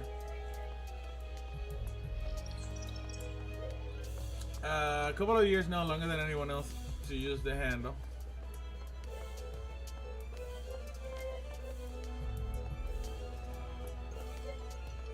I know who you are. You're the one who shut down the Kowloon City power grid 6 months ago. Yeah, that was me. Let's just keep that between ourselves though, alright? A little stunt screwed over a lot of local deckers. A couple of them soaked up nasty hits of dump chuck because of it. You wrecked the grid while they were jacked into their home machines. My team was in a bind. They needed a power outage right then and there, or they would cook, so I gave them one. It was the best solution to a bad situation. Let's leave it at that.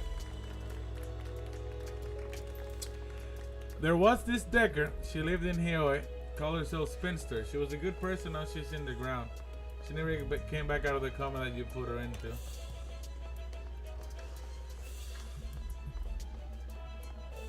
Yeah, I gotta make her stop. She's about to blow off. At least that's what I heard. I'm just a caterer. I'm not a Decker myself. Yeah, sure. Why not? You've come to get me, haven't you? To take revenge for your friend?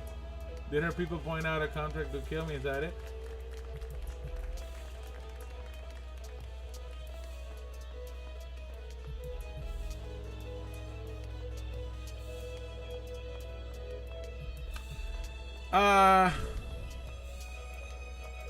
Fine. Guess I took the contract, but I decided not to.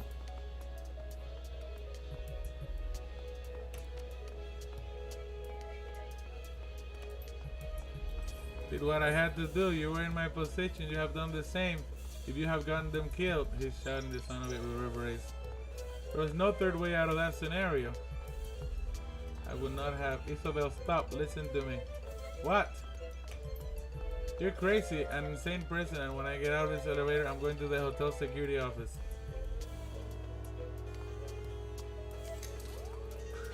I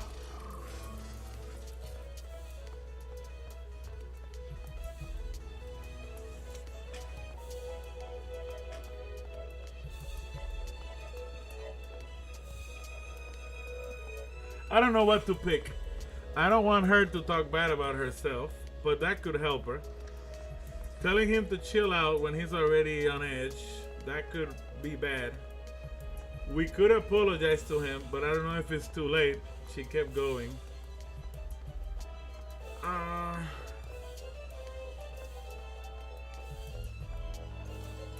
gotta make a decision. Gosh, this is hard. This could go bad. This is lame. Not true. This might not work.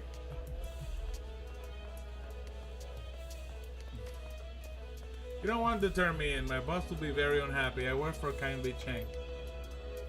Oh, no. I'm sorry. I didn't mean... This is getting old.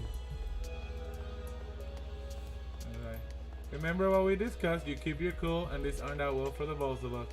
We live and let live. Understood? Yes, I didn't want any trouble from you in the first place. I'm just glad that it was all a misunderstanding. Please don't take this the wrong way, but I'll be happy if it's the last that I ever see of you. The feeling's mutual. Enjoy the rest of the show. Oh, that was scary. That was scary.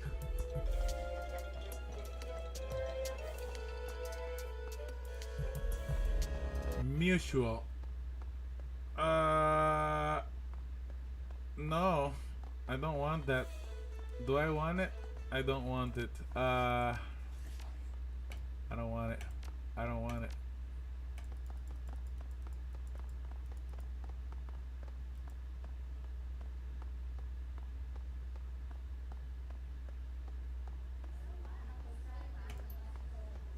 Unhand me, you foolish. The older of the two guards, middle-aged man with a pompadour. Don't let her go, Hoyi. She has the strength of 10 men. Yes, sir. Clear the hall.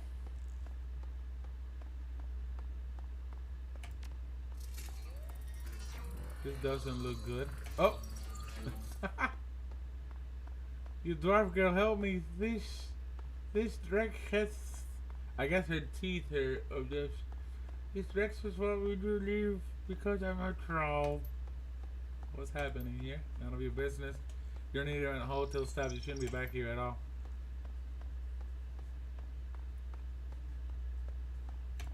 Now clear the way and report to your manager. Quit fighting me, dang it, before I talk to him for you. Hey, I remember you said that you had to meet some caterers up on 6. What are you doing here?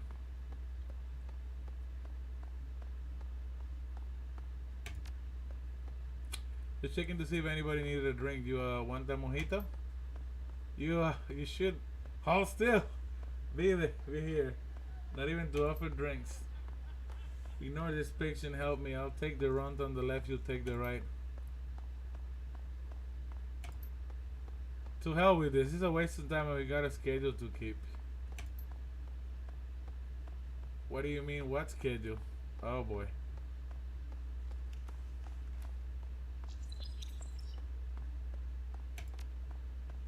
Mine, I work 2 jobs. Darn you. Trying to put food on the table to feed my kids. I'm not just a caterer, I work at Uncle Say's House of Pork.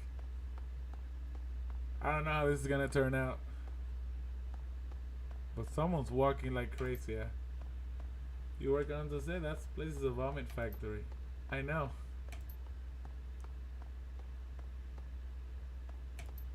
Look, just hurry back to the kitchen and get out of our hair. Good job, Isabel. This is exhausting. No more improvisation from me. I'm done with it. From now on, I'm your parrot. Just tell me what to say and I'll say exactly that.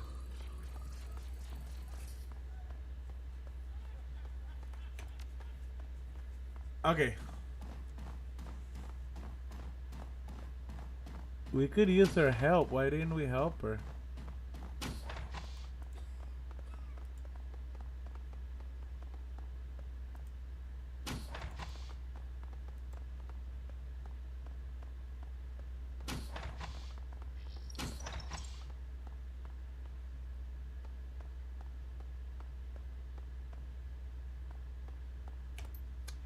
What are you doing back here? We went over this in the staff meeting this morning. I'm the one who's covering this area. The VIPs are to be handled by managers only. You should be on the conventional floor.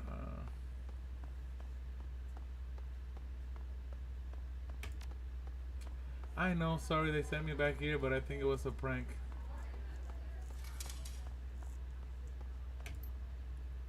You fell for that? You had specific stay on the floor.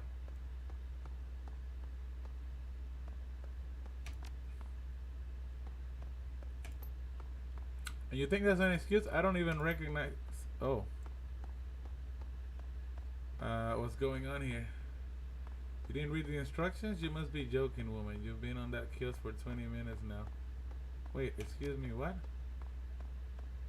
I said that it's time to get off the damn demo kiosk. You've been hogging it for way too long and there's a line here.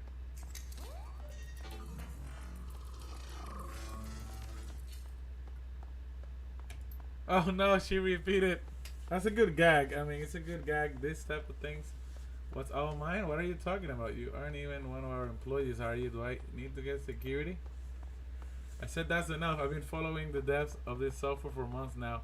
And I traveled 17 hours to try it out myself. You do not get to tell me that I flew here for nothing. Get the heck out of the kiosk or I'm calling security.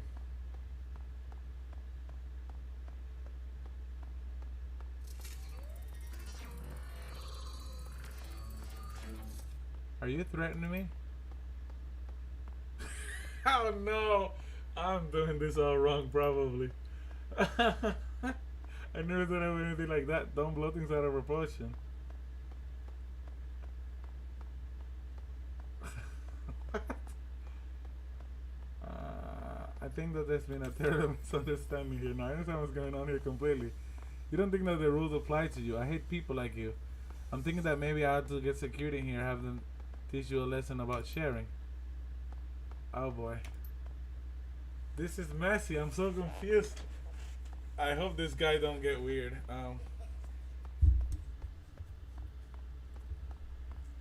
Okay, we kind of messed up, I guess. Well, Phoenix, I'm gonna need some backup. Kick down the VIP door and hide to my way if you wouldn't mind. Things are about to get messy. Well, this promises to be interesting. Come, my friend, let's make some noise. Well, cheeseburgers, it didn't work.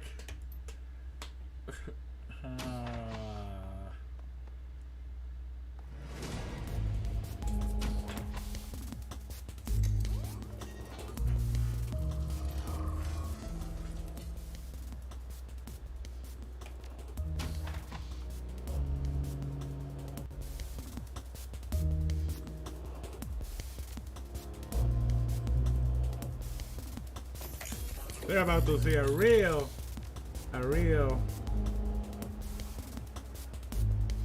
decking machine here.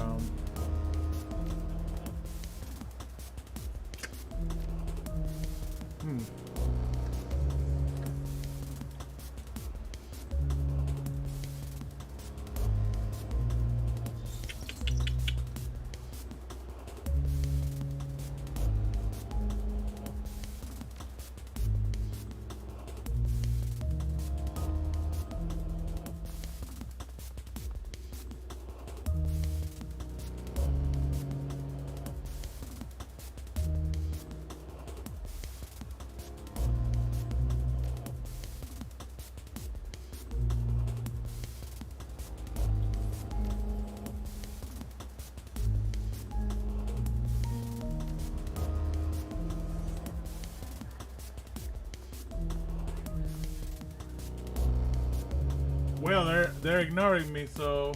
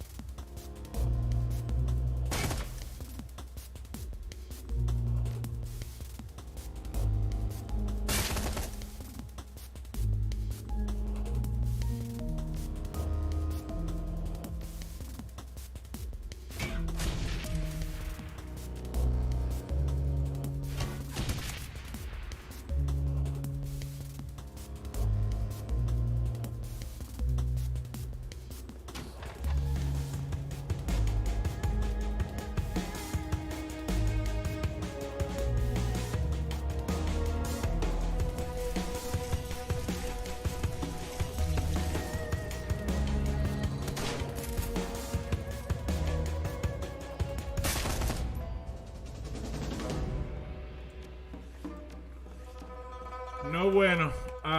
No bueno. But okay, it's whatever. Well, I haven't messed any one of them. Keep her alive. Locate. Okay. It's working. So now we gotta heal up our girl here. Oh, she got healed automatically? Good stuff. Let's go. Boom, boom, boom, boom, boom, boom, boom, boom.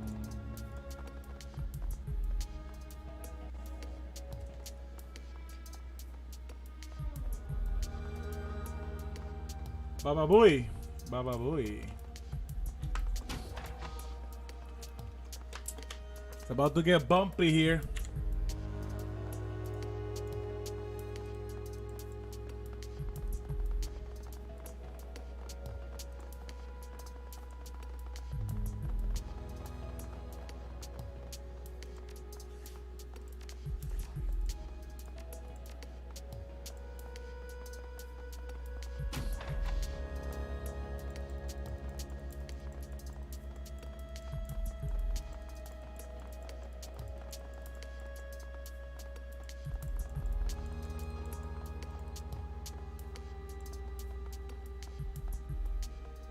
As you burst through the door, you find yourself standing face to face with a small, heavily tattooed man. Geometric shapes of all descriptions trace their way from his temples down his cheeks and next to his shoulder. His eyes continue the motif. Each of his irises is a slanted rectangle. Rhombus looks at Isabel and sighs. If he's surprised to see her, he doesn't show it. You finally want them back, huh? The memories that we locked away. Oh, no. Yeah, the software has all her memories that she wanted to erase. I've always knew that you would one day, but you got so hostile after the procedure, I didn't think you'd come around this soon. Oh, get bent, Rumbus. I got hostile with you because you got hostile with me. Like hell I did. I tried to give you some advice as a friend. If memory serves, you called me a patronizing bastard and slagged my deck. Was I just supposed to take that without punching back? Hold up. Isabel cuts in, her normally small voice growing raucous. I called you patronizing bastard because that's what you were being. You wouldn't have taken that 20 if I were the guy. Or an orc or a troll. You talked down to me like I was your little sister or something. Well, guess what? I'm not. Whoa, hold up. I talked that way to you because... Punch back? That was a funny way of putting it. You tailor an ESP to troll all of my posts on Shadowrun. What kind of prick would do a thing like that? The kind whose cat you killed, you little monster. Captain Whisker was just a house cat. He didn't have anything to do with this. That wasn't me. I would never hurt a cat. If I were going to have someone kill it, would have been you. Please keep this going. This is fun. Pipe down. We're going to have you two sound like a bigger than teenagers. Please keep this going. This is good. You're the muscle, I take it. You and your friend and his really impressive drone. Thank you. Alright, so he's so cool. He's just sitting there smoking.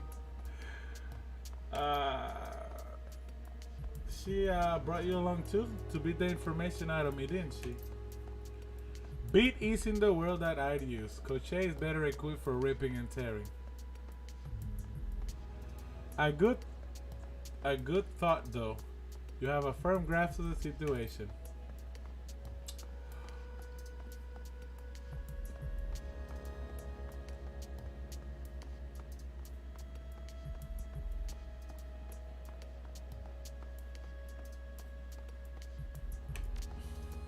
Yep, I told him.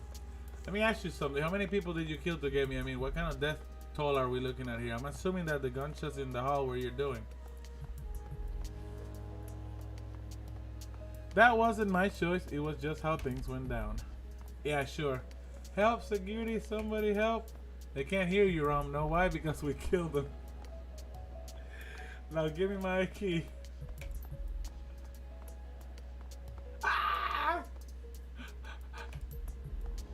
To hell with this. Let's hit him with like a piñata until the software comes down. Sounds like a plan?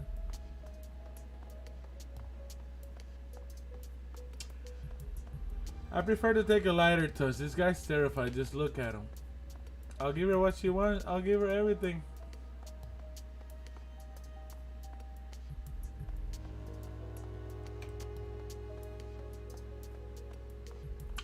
There, just check your inbox. You have it. Now, for the sake of whatever friends we might have had, please let me go.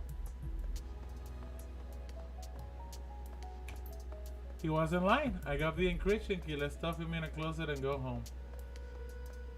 You need it. Technically, I have it up here in a hardware storage, but I can't access it without the key. And thanks to Rumba's here, now I've got it.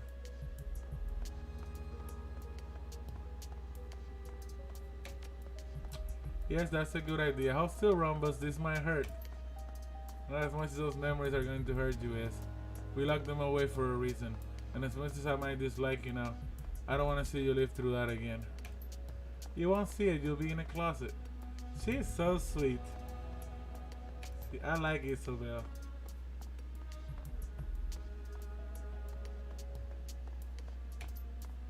Come on, Wild Phoenix. We got where we came from. Let's go home.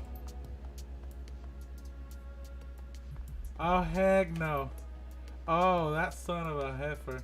Ron must have called the cops. It's probably got a panic button or something. Get ready, Wild Phoenix. We got company. Dang it. That's going to be a rough fight out of here. I'm glad I brought a lot of heals. This is going to be bumpy. They're probably waiting for me out here.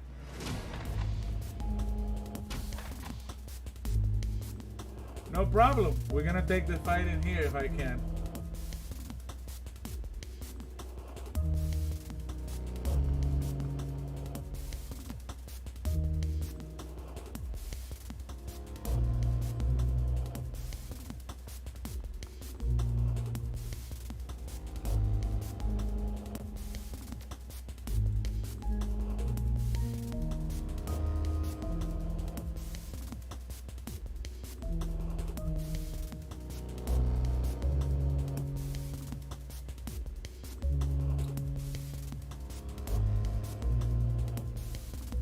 What? Back here?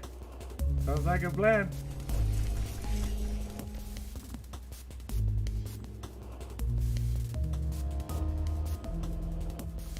If they're coming my way, let them come my way.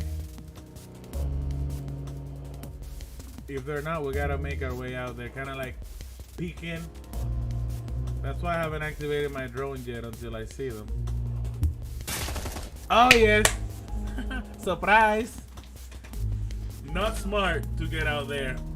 Let them come in here for a little bit. You bamboozled your old friend. Hey boy, I think we got a job for your drone.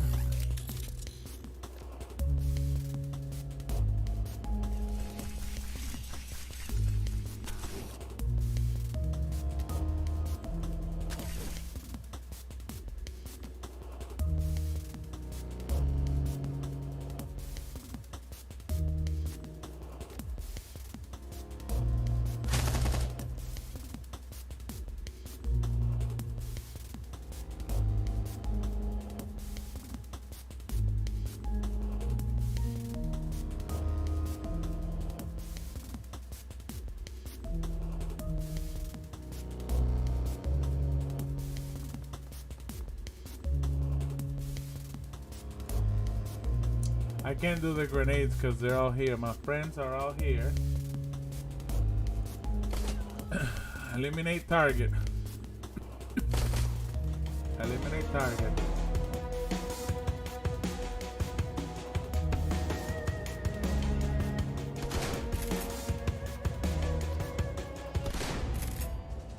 That's some serious firepower. Oh my god. Time to save it because I think it's not over. But so that's something definitely you want to do if you play this on hard. You have to find cover, move away. You get creamed. Even in normal, you can get creamed.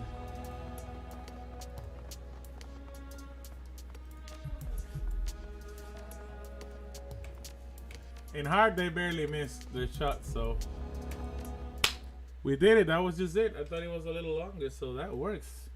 We helped Isobel. We should have a mission for all of them soon. Gobet, Zombie Guy, Rector. I don't know about Duncan, but yeah. The bus trip back to Kai Tak is quieter than the ride in was. Your fellow passengers sit crumpled in their seat, barely moving, barely speaking. Their DECCON 2056 t-shirts hang loose on their frames, and their once cherished guest badges have been crumpled into their pockets. You see more lively groups on their way to the morgue. Isabel looks at you, her eyes full of the same post-cone fatigue that you see in everyone else's. She gives you a smile and taps her temple with a fingernail. You've got what you came for. The show's over. It's time to go home.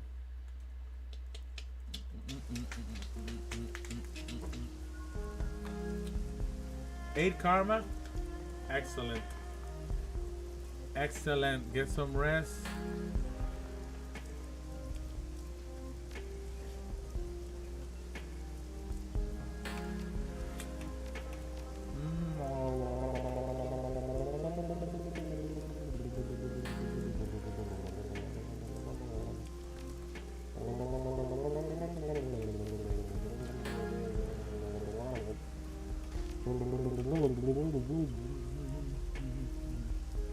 I think I want to get more etiquette just in case. Just in case.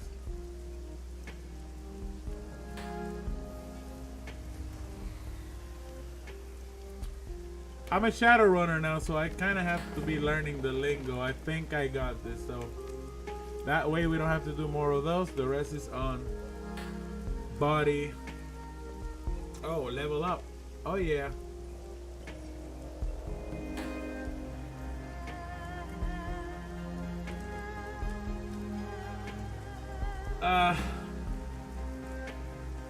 She can steal. Okay, I'd rather this one, really. I can use that. Whoa. Here.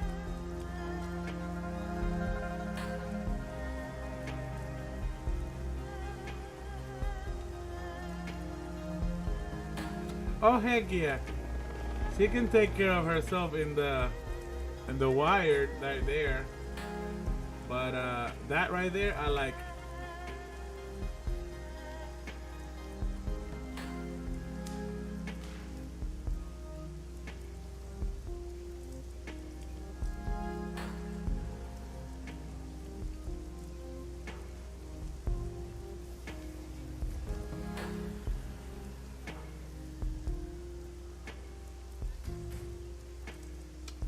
Gains 1 strength throughout the consumption of the flesh. Oh.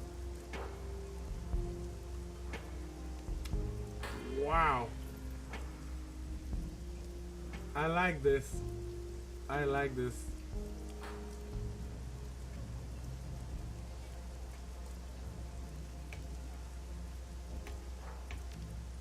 We getting something here. Nice. And he leveled up too. Okay. Nice, what a beast. Wow.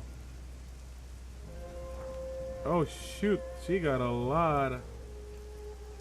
And so did she. More spirit control, more spirit summoning, conjuring. My team is legit, I'm telling you what. Yes.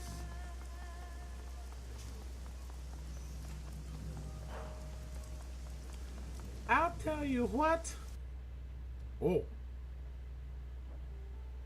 What's the deal? You enter a trial to find your guru gathered together with Isabel has hurt. We're in a PDA. The rest of the team are watching her, trying to be patient.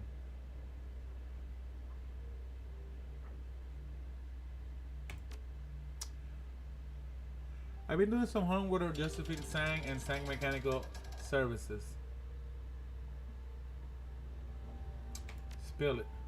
Okay, smoke them if you got them because there's a lot to go over. In 2011, Tank Mechanical Services was a D-level corp floundering in the shallow end of the Hong Kong corporate pool. That's when Josephine Shui married into the family. Josephine thought big. She conceived of a massive project that would catapult TMS into the big time. Something she called Prosperity Project. Prosperity? That's what Raymond was mumbling about. What is the Prosperity Project? Once upon a time in the 1900s, the walled city was a densely populated slum, something like 30,000 people crammed into 6.5 acres. Wait, I've heard this story before. It's a poop hole, hell on earth, yada yada yada. That's today's walled city, the second walled city. The first walled city started life well over 100 years ago and lasted through both world wars and almost through the awakening. It was torn down in 1994 when the government had finally had enough. It had become such a haven for criminals that the cops would only enter it in large, well-armed groups. Sounds familiar. In 2021, this year, Josephine Sang proposed a vision for a new type of low income. We gotta find out online if there's a Josephine Sang doing things. The Prosperity Project, a self-contained low-cost walk-in neighborhood for the poor, but on a grand scale. The Prosperity Project will give Hong Kong's poor and the flood of refugees pouring into the country a place they could call their own. Something that felt more permanent than the sprawling tent city that spontaneously sprang up after the first walled city was demolished. The Prosperity Project will replace the tent city and will be symbolically built on the site of the old walled city. The slogan was, "A place of dignity, where prosperity begins." The apartments were much bigger than the space you'd get in your average coffin motel, but they were built around plazas and marketplaces that contained goods and services catering to the poor. The government forgot the lessons of the last walled city. They loved the idea of containing the refugees and the poor, only to have few densely populated blocks. It kept them out of the public eye. Securing the contract catapulted Sang Mechanical Services fortunes ahead. It eventually put Josephine Sangs onto the executive council. It's a very big slum. Apparently, that was also the beginning of a series of lucrative building contracts that propelled TMS into the big time. Where's Raymond come into all of this? Raymond Black doesn't come into it at all, but Edward Sangs does. Is Raymond actually Edward Sang? You got it. Reveal time. What? No, come on. Raymond Black was actually Edward Sang, the only son of Josephine Sang and her late husband Breakwater Sang. Edward was in charge of laying the groundwork for the walled city, excavation and utilities, running in power lines, sewers, that kind of thing.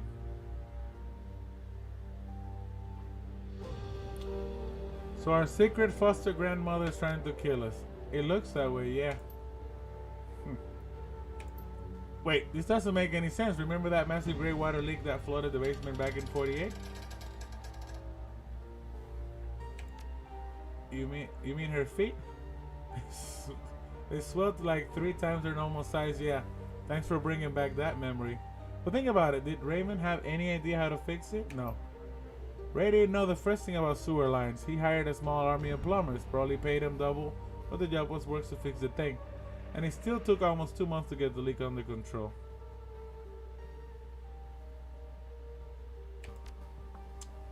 I don't think Raymond had anything to do with the utilities in the wall city. So if this man was not in charge of the utilities for the project, what was he doing down there? I don't know, but Edward's end disappeared from the project eye shortly after preparatory was completed, around 2031. That's about the time he moved to Seattle, around 7 years before he found us. But what happened in the walled city?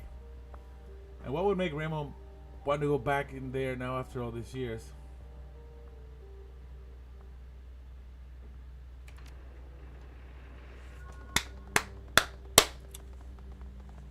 Good stuff. That was good reads. Our team is coming together, using their skills, getting us info, spend karma.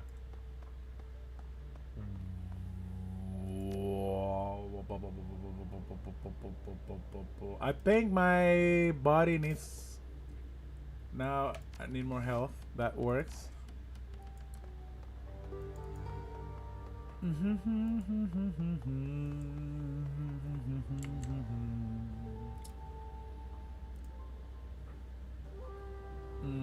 So I'm gonna leave it here so I remember to talk to them both. I'm about to probably trigger her mission here. It was a good stream. Until next time, I hope you guys have enjoyed. Like, subscribe, share, ring that bell. Hope you guys have liked the reading and some of the things that happen, the lore, how it builds up. Yeah, I know it has a lot of reading and not a lot of action, but I'm glad you guys stick around. Stay safe, be safe, be happy, make other people happy, make yourself happy, and never make decisions based on other people's emotion. Right? Remember that always.